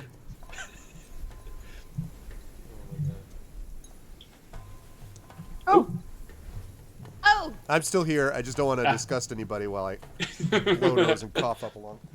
we now Oh, haven't. Don't discuss the people rule. I try to Hey, when did we implement that? to the extent Yeah. possible. I try to avoid disgusting people. No. I'd have vetoed several of my comments in this. This is exactly why, by the way, I wasn't able to stream on my own channel on Saturday because I had a D&D session planned, and let me tell you, my voices with this cold is no bueno. I would not have I would not have handled that well. Anyway, so he says, I don't even remember what I asked in between the cough. What I was talking about. What was I talking about with the cough? The bridge. Oh yes, the bridge. And when we came, bridge was broken down. We have built new bridge, created village, linked across chasm. Together, Yak folk strong, and we'll build more in time. Do you also rule the village on the other side of the chasm? All one village, all ruled by Chief Karthakaya and the Yak folk. So, tell me, Chief Karthakaya, and I say the word chief like I've just spat out something horrible. Right? Share your knowledge with us of where those halflings came from in the fields. And the chief sort of pauses for a minute and then says, You know, the ones in chains, picking wheat. and as you are sort of looking at this, as you sort of see this, suddenly you see three people pass into the hut, basically. And you can see that these are three, I guess the way to describe them would be sort of, they're not dark skinned, but they're sort of darker skinned than normal elves you can see passing in, and they are all carrying three large baskets. There's three of them. And all of them are naked. 2 males, 1 female, carrying these baskets in. And you can see that the baskets seem to be laden with some kind of fruit. And they come in and sort of put them down by you, Greta, and by you, River. And theoretically, I guess, by Selsig and Urash, too. And then they stand and sort of bow slightly to Chief Karthakaya. And then they turn and looking at you for a moment, then they pass out of the bead curtain again. And Chief Karthakaya, who has been sort of watched this impassively, says, "Who can say how one comes to be in service to another? There are so many steps along the path, so many ways in which the path may turn. These serve us, and we treat them as they should be treated." Like naked on top of a mountain. Did the elves look like they'd been physically abused in any way? I mean, they were naked. It would be pretty obvious, I think. I would not say that they looked physically abused. They don't seem to have, whip marks or cut marks or anything like that. But they did look thin. Now, that's partially because elves tend to be a little bit thinner of build, but more than that, they do not look particularly well fed. I said thank you when they gave me the food. Oh, and the elf sort of nodded to you. It was the female. Okay. So yeah. The fruit, by the way, also looks delicious. Still not eating it. Still eating it. I nod out the door. Were they seekers of knowledge? They came and he sort of pauses and then says, they came and then attempted to take what was ours. They were punished. And then he sort of waves a hand as if he's dismissing talk of the weather, and he says, but this talk dull. More interested in lands below. What strange things have you seen in the last several decades? It has been long since we have gone down to the surface dwellers. Oh, we could tell you some stuff. Urash is so unhappy about this that I'm hoping Selsig, at least someone can see the fact that he's currently folding his arms and he's digging his fingernails into his arms so hard he may be drawing blood. Selsig's got his fists punched so tight his knuckles are white. He's really trying to not say what's on his mind. Yep. No, out of character for a second, I'm one part of a conversation away from raging and just attacking him. It's just as it is. That's what I'm trying to avoid because that's what I'm trying to avoid as well. How big is that fire pit again? It is about 10 feet in diameter, although, again, what you're looking at on the map is too big for that, but, you know, you just have to kind of in your mind. I know it's an awful idea, but Urash doesn't. Yeah. That's the problem. So about 3 meters. Okay. I also would like to note that Greta and River, this has been a delicious meal, and kind of the smoky haze, there's sort of a faint, almost the sound of drum beat, and maybe some other kind of it's like the sound of music somewhere. It's a little bit unclear, but there's just kind of this, it almost feels like incense kind of throughout the hut, and you're starting to feel a little sleepy. I need both of you to make Constitution saving throws for me, please. Not Celsius. Hi. Hi. My internet cut out. I have no clue what's going on. Oh, are you back? Oh. Well, we see you. Wow. You're still here. Yeah. You're fine here. We see Yeah. you. You've been here the whole time. We're here. We see you. Hello. Hello. Greetings. Hello. Yeah, we heard you. We didn't miss anything. Okay, fine. Okay, I did not. Okay, that's good. So where are we? This is perfect. Exactly what happened. You have no idea. Okay. You're beginning to feel awfully comfortable and sleepy, Greta, and I asked you and River to make a Constitution saving throw for me, please. There we go. Oh, whoa, crap. All right, an 11.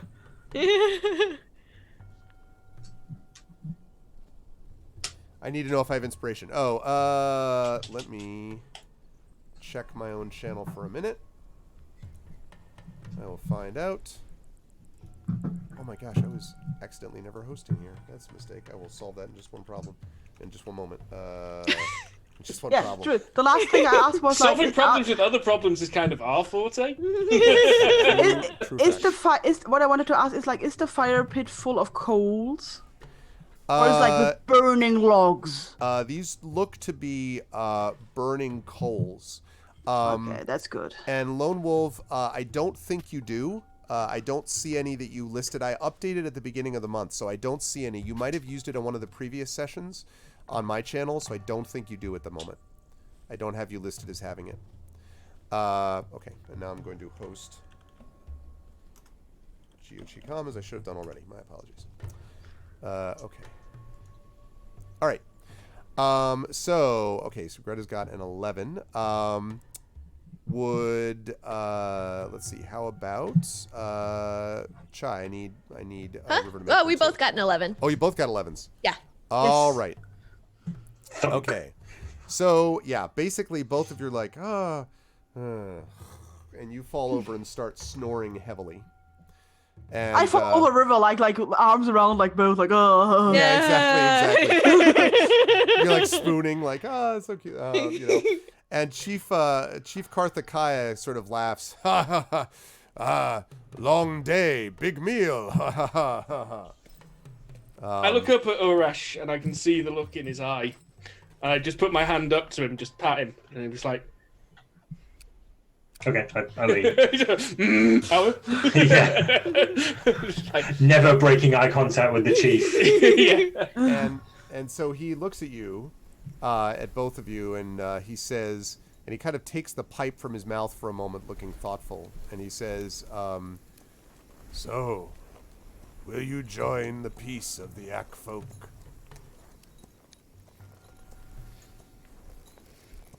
I just carry on with my conversation with Urash. She's just rudely interrupted.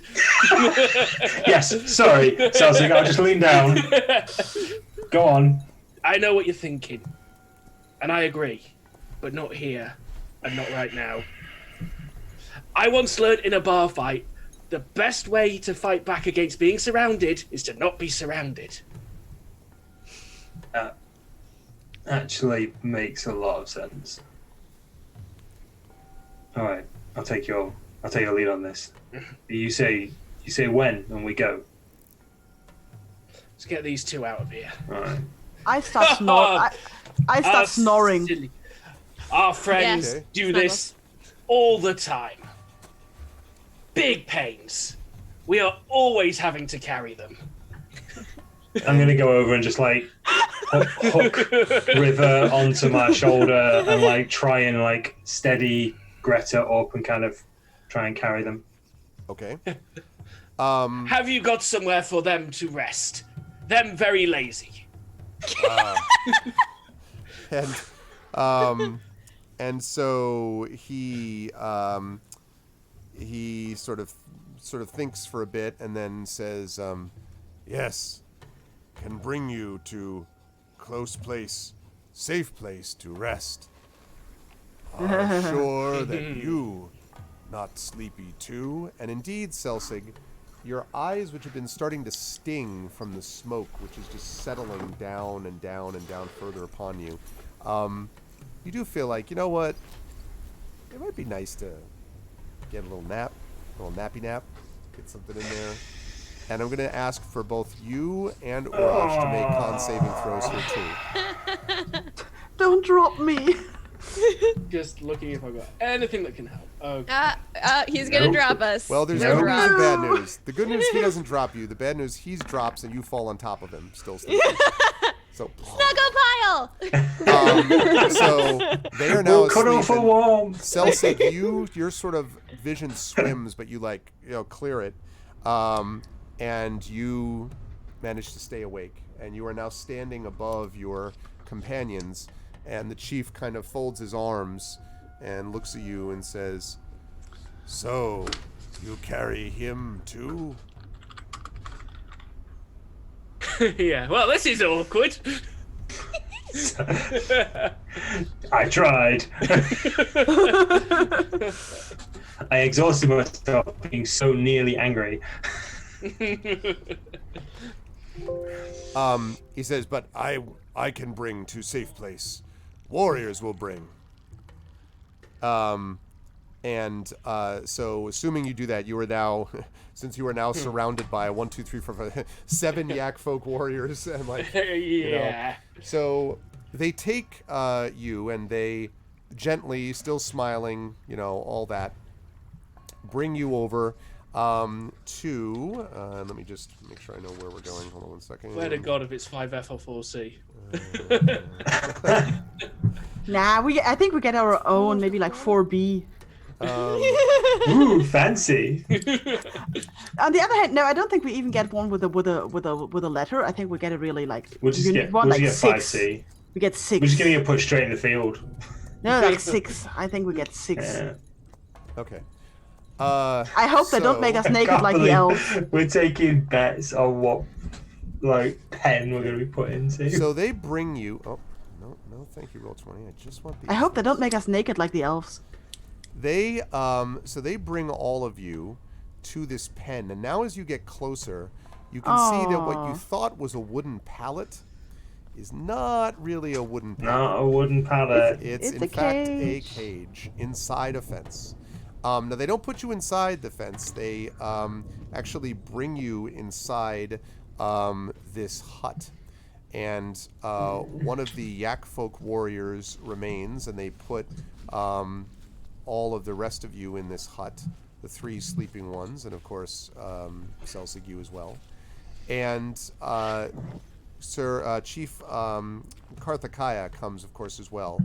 And inside the hut, you can actually see that there is, at the moment, not a whole lot that's here, except there is a large gold censer, basically this thing which, has fire that comes from it that basically sways back and forth and burns incense. More of this smoke coming from it, sort of drifting down from it. And Chief Karthakaya comes to the door and leaves one of his warriors in there, and he says, "So, your party rest. Soon, Selsig, we talk more." Oh, sorry, did you ever give your name? Nope. I did not. I'm no. sorry, I beg your pardon. Then he says, "Soon, Halfling, we speak more, and perhaps you understand better." And then he bows and walks out, laughing, as he kind of walks away with his booming laugh. And the Yak folk warrior sort of stands there to move there. And it looks like, if you had to guess, there's another one maybe right outside as well. And so your companions are there asleep. With a guard inside the hut, just to clarify. Yep. Inside the hut. There may be one outside too, but there's definitely one inside with you. It does not, by the way, seem to be affected in the least by this smoke.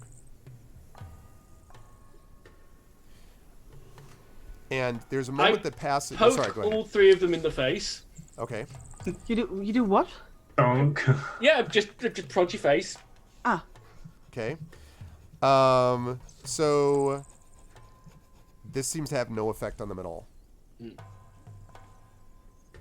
Resist the urge to lick them. Or draw mustaches, or put the hands in warm water. Well, I might do that. Hang on, do I have a pencil in my bag? This will confuse the heck out of the yak. Like, what is he doing? Magic marks! After a little while passes, Selsig, the naked moon elf woman enters, and she is carrying a basket. This, however, is definitely not of fruit. It is of what looks like stale bread, a far cry from the deliciousness that you were offered some time ago. And she leaves it, and the guard is sort of looking impassively. She leaves it by you, and then she kind of looks at you, and then her eyes sort of dart back to him nervously. And she sort of looks and stands and says in a kind of trembling voice, May I speak to them? No! Silence! Depart! The warrior's like not having it. And so I'm okay with that. She kind of shakes her head. Oh, you said that to him? That you're okay with that? Yeah, that's out loud. And he makes no response to you. And she kind of stops, and the warrior takes one step forward and just gradually, almost casually, lowers his great sword off his shoulder and kind of moves it around, his muscles rippling, and then jerks his head over his shoulder. And the elf kind of lowers her head and looks towards you, and then coughs. And as she coughs, something pops out of her hand, maybe? It looks like a little something that hits the ground right by your feet. And then she stands and bows slightly and turns and walks past the yak folk, who doesn't give her a lot of room to do so. Basically just stares at her as she walks by. Okay. I sit down and, staring at the yak guard the whole time, pull out one of my rations and start eating that. Okay. Also making sure to put my leg over the spot where I believe the item landed. almost casually, just like, just ease myself to the ground. My hand just happens to go onto this particular spot here because you got to put your hand on the ground to lower yourself. Exactly, right? Mm-hmm.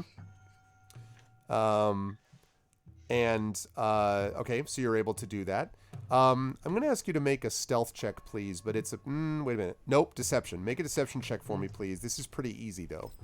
That's ideal. Deception, not sleight of hand? He says something. I don't think so, because you're not... Well, actually, it depends on what you're doing with it. So far, you've just told me that you're, like, disguising it, not that you're... The idea is... Yeah, well, I'm trying to pick it up, basically, all right, then I will do subtly as sleight of hand. possible. Then I will do sleight of hand. Okay. Then I will. 24. Oh, yeah. So, I mean, you're able to shift it and move it, like, no problem at all. Now you have it. What are you doing with it? I'll try and look at it, but, palming it. I'm just, like, making it look like, I've got, oh, look at that. My nails need some trimming kind of thing. It looks like it is a folded piece of paper that's kind of been crumpled. Just as run. Yeah. It's just a scream. Ah. Yeah. So, hang on, let me see. So you might be able to open it. You'll just be aware that in doing that, you might make some noise. Yeah. He's queuing up some dice. No, I'm having a look at options just quickly, through my... Where is my assassinate yet? Yeah, so let me just look... Hang on, let me just look through my general store in my pocket. If I could just reach on my bat utility belt, the bat... Coffee, no. 10-foot pole, no. Rubber chicken with rubber chicken. It's that scene. Yeah, it's that scene from the Great Muppet Caper where like they have the super like powerful thieves, and then it's like cut with clown shoes, like whoopee cushion, like Rubber chicken. Rubber chicken. Yeah. So I pull out everything. We each keep maps. I don't have anything noted down, but it seems like something we all have, like standard kit. Yeah. Yep. Yeah. Okay. So I make a show just pulling out my map and looking at that. I set my back to the garden. I put the map on the floor, and then I unfold the piece of paper in my lap. When you unfold the piece of paper, you see a message on the paper which says, "Friends and you in danger. Must escape." And then it says, "Come find us. -M."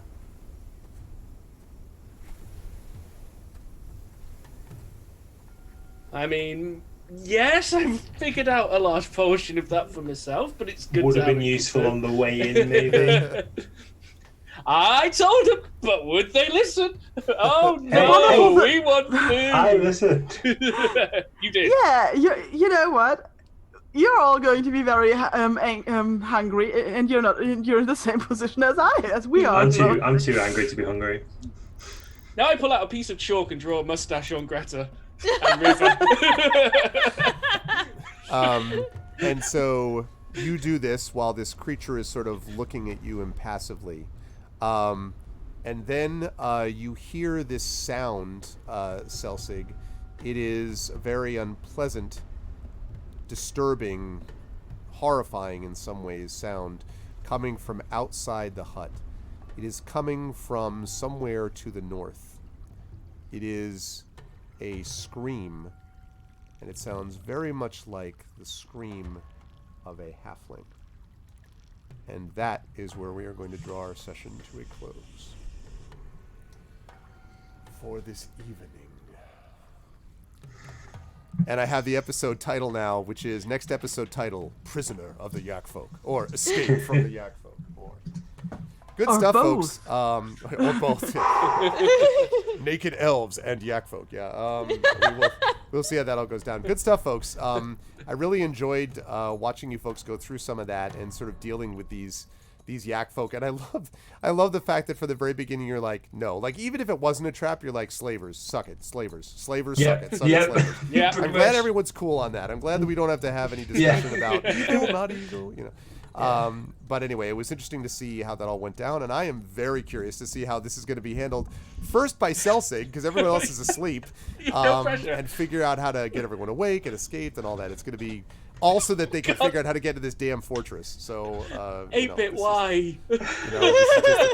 Prisoners of the Why would it be a triple X parody? Why would it even be? Oh my god. Don't ask questions you don't want the answer to. I know. Why should I even ask? He's in some dark parts of the internet.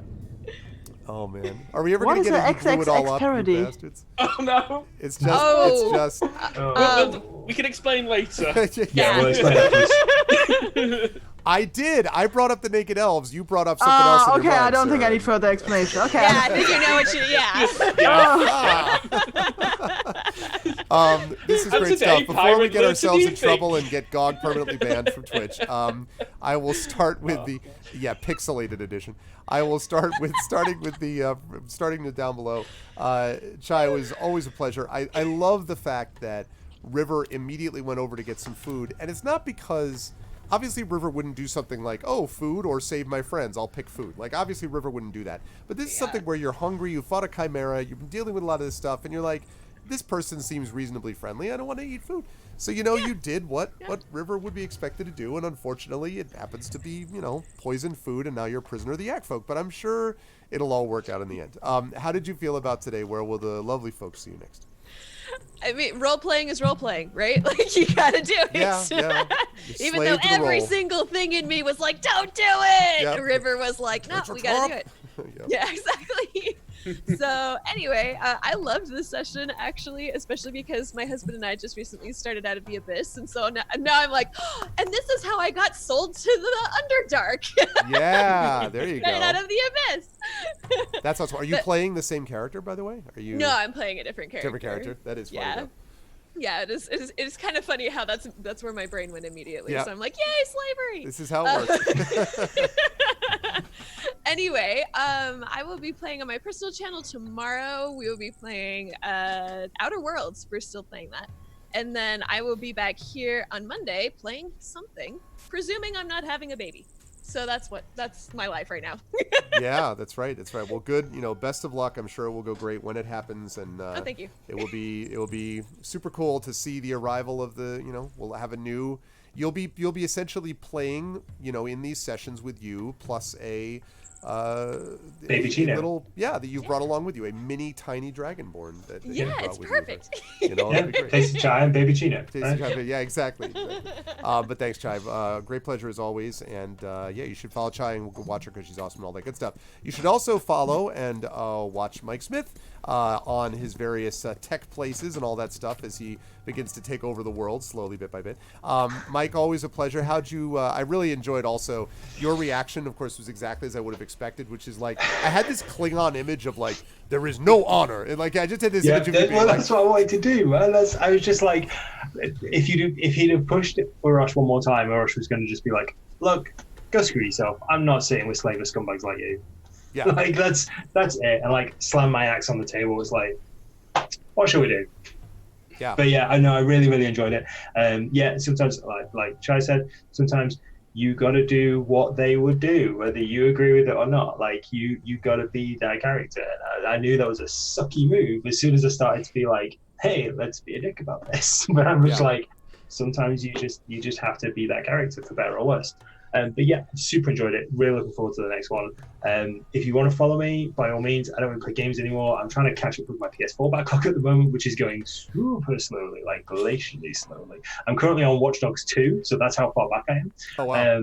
And yeah, if you want to follow me on Twitter to find out about my tech work or anything like that, it's MikeSmith_SH. Again, this is the best game with the best people on the internet, and I absolutely love it. So I'm really looking forward to the next one. Awesome. Thanks, Mike. Always a pleasure, and always appreciate the positive attitude as well. And I agree with you about the role play and all that kind of good stuff. Moving right along, Saber, I was really having a great time also watching how Celsig was going to process all of this. I was loving the reaction, by the way, to everybody from the music box. But then just also your reaction to the way you were handling this. I like the idea that you're like, all right, I know what you're thinking, because you also were like, I hate these guys. These guys need to die in a fire. But you're like, if we do this now, we will die in a fire. So it was like the practicality fighting with the, you know. And there's I definitely want the Urash nuclear button pushed. Yeah. It needs to be at the right time. Well, it almost feels like you've picked up a little bit. Your character, tell me if I'm wrong, has picked up a little bit on some of these things. Like you've been slightly evolved from the other characters, but not without losing yourself. I mean, it's still you, but I like the idea that there is a little bit of you're like, you know what? And these are halfling slaves. Like what, you know, I liked some of the kind of righteous indignance about it anyway. How did you feel about today and where will the fun people see it? It's been a lot of fun. Like you say, I have been trying to sort of evolve Selvsig a little bit while still keeping him true to his roots. But he's been through a lot with some very close friends, and some of it's rubbing off on him. He's thinking about some things, his place in the world, and how, you know, and what he can do, because there's some big stuff going on. It's not all about him. Yeah. And it's just at the moment, like I say, it's just sort of exploring that and seeing where it goes, because that's the fun. I don't know. I'm making it up as I go along. Yeah, exactly. That's fun, absolutely. Where will they see you next? I will be back here on GOG tomorrow evening with Bounty Train, because it's on sale this week. And I love it. It's a really fun Western Railroad FTL-ish kind of game, which is a lot of fun, very difficult, but I enjoy it. And I'll be back on my channel on Thursday with, it's either going to be Black Sad, which is excellent, everyone needs to check that out.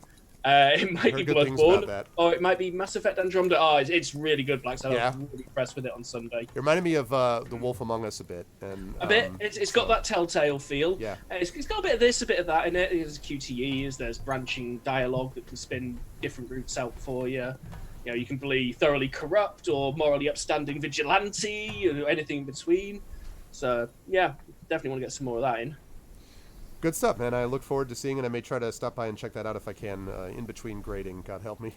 But always a pleasure to have Darksaber with us as well. And last but certainly not least, always a pleasure to have Pyron Jade with us, who managed to do this while still being sick. That was great, Pyron. And, you know, in addition to the other stuff, I just wanted to particularly say that I really thought you handled the sequence inside the helm basically really well. I was enjoying that little bit of role play, the sort of that whole thing about healing and what I'm doing this for. I was like, good stuff. It came out really nicely, and I think it sort of reflected very well what Greta kind of is reflective about. Despite the whole burn everything with fire, a lot of the healing is a part of her process too. So, but I enjoyed that. How did you feel about today? Where will the lovely people see you next? I absolutely enjoyed today, and for me, the Yak village was like she didn't know maybe you like what was going on. So like maybe the halflings broke some laws, and I think they're still alive and imprisoned and not like executed or anything. Maybe it's a slaver culture. You know. Yeah, I know. Like if you look at the culture of Faerun and how they usually treat their prisoners, maybe this is not far away from what is actually usually going on. So yeah, that was a bit difficult because my usual reaction would have been, okay, we're gonna burn this place down right now. But I don't think that Greta would do that in that moment. Because she's so lawful, damn it. And yeah, I don't know what the good people will see me right now. I really want to stream, but I'm just so busy with real life currently that I just don't find the energy in the evenings or the time. But I want to be back, and if not, I'm going to be back for the next D&D session. Which will definitely be good. So you definitely need to check Pyron out there. Pyron also, of course, handles and coordinates us with her able lieutenant, Memories and 8-Bit. Oh my god, we just lost Mike. I hope Mike is going to rejoin in time for him to say goodbye. I don't know if he will, but in the meantime, it means the pictures are all screwed up. Oh my god. There he is. There he is. Okay. Perfect. And now Mike is rejoined as Greta, which means Mike is Greta. Chai is Selvsig, Saber is Urash, and Greta is River. So maybe we should do that. Just barely. Maybe we should do an April Fool's session where we actually do this. Yeah, where you actually take on each other's characters. That would be pretty sweet. Just play each other, yeah. Yeah, we will actually see how that all goes. Well, I will let you all go because I know we're a little over. So thank you all so much for everything. This was an awesome session. Chat, can we get some love for our amazing players? And thank you so much. Great work as always, group. I can't wait for next month already. My great pleasure to thank Mike Smith, Tasty Chai, Darksaber2K, and Pyron Jade. We will see you lovely people soon. Bye. Bye. Bye. All right. And that is going to do it for us for today, folks, for this episode of Pen and Pixels. This was a lot of fun, and I am super glad that I got to do it. Man, I love D&D so much. It's the best game. It's so great. I really love it, and I'm glad that we got a chance to play with it, and I hope you, chat, enjoyed it as well. I also want to give a shout out to chat, as I always do when chat is really like concentrating on the game, like talking about it, joking around with each other about it and everything else, also reacting to it. I love it. So thank you all so much, because it definitely makes a difference for how the players feel and how the game ultimately works. And thank you for putting up with my cold-ridden voice, but it's getting better. We're on the mend, so we're getting there. But that is going to do it for me. I am going to be back to you, lovely folks, next Tuesday, right back here, where I will be starting with a new game, which is Return of the Obra Dinn. I am excited to play that. I have never played it before. Dark Saber has played it on this channel, I think, once, but has not done a series of it, and I probably will be playing more of a series of it. I'm giving Pathfinder Kingmaker a break for now, because I just need to do something else for a while. The game is too long it's a great game, but the game is too long for me to just do nothing but that. So I want to do something else for a while. So I'm going to be playing Return to Obra Dinn, and of course we will be periodically doing the D&D with GOG as well. And yes, I need to make that quote. Oh my God. Yeah, that is cool. Yes, Eberron. Listen, I'm so excited about Eberron. I can't even tell you. It's going to be great. That is going to do it, however, for me. I believe next up, if I'm not mistaken, I'm closing up shop today. But tomorrow we will be back with Indigo Wolfie. We'll be continuing with Cat Quest 2. Again, I was a big fan of Cat Quest 1, which I streamed on my own channel, so you'll definitely want to check that out. And I will be back on my channel, for those of you who are interested, on Friday evening with some Neverwinter Nights 2 Tyrants of the Moonsea. And Saturday, I believe I have queued up some Legend of Zelda Wind Waker HD is going to be happening on Saturday evening, so you'll definitely want to check that out. But again, this Friday evening, I'll be back to you folks on my channel with some Neverwinter Nights 2 Tyrants of the Moonsea, and if not, I'll be back here on Pen and Pixels for episode 202 of Pen and Pixels with Return of the Obra Dinn. It's very short. Yeah, I assumed it was pretty short, which is why I thought it would be good to try that next. So I just need to break up the Pathfinder Kingmaker a little bit here and there. But that's going to do it for me. Thanks, everybody. I hope everyone enjoyed themselves. Please make sure to follow the channel of GOG. Please subscribe to us here at GOG. And please make sure to click through and support all of us on our own individual channels with our own individual Patreons and subsystems and all that good stuff, because that is how we grow and become a stronger community, is when everyone's able to jump on board and support us. So please consider doing that. Spread the word about the show. Thank you for all the follows today and the subscriptions that we did have. And I will see all of you lovely people either on my channel on Friday or otherwise on this channel next Tuesday for episode 202 of Pen and Pixels and Return of the Obra Dinn. D&D again will return for this channel anyway. Will return next month, and on my channel sooner than that.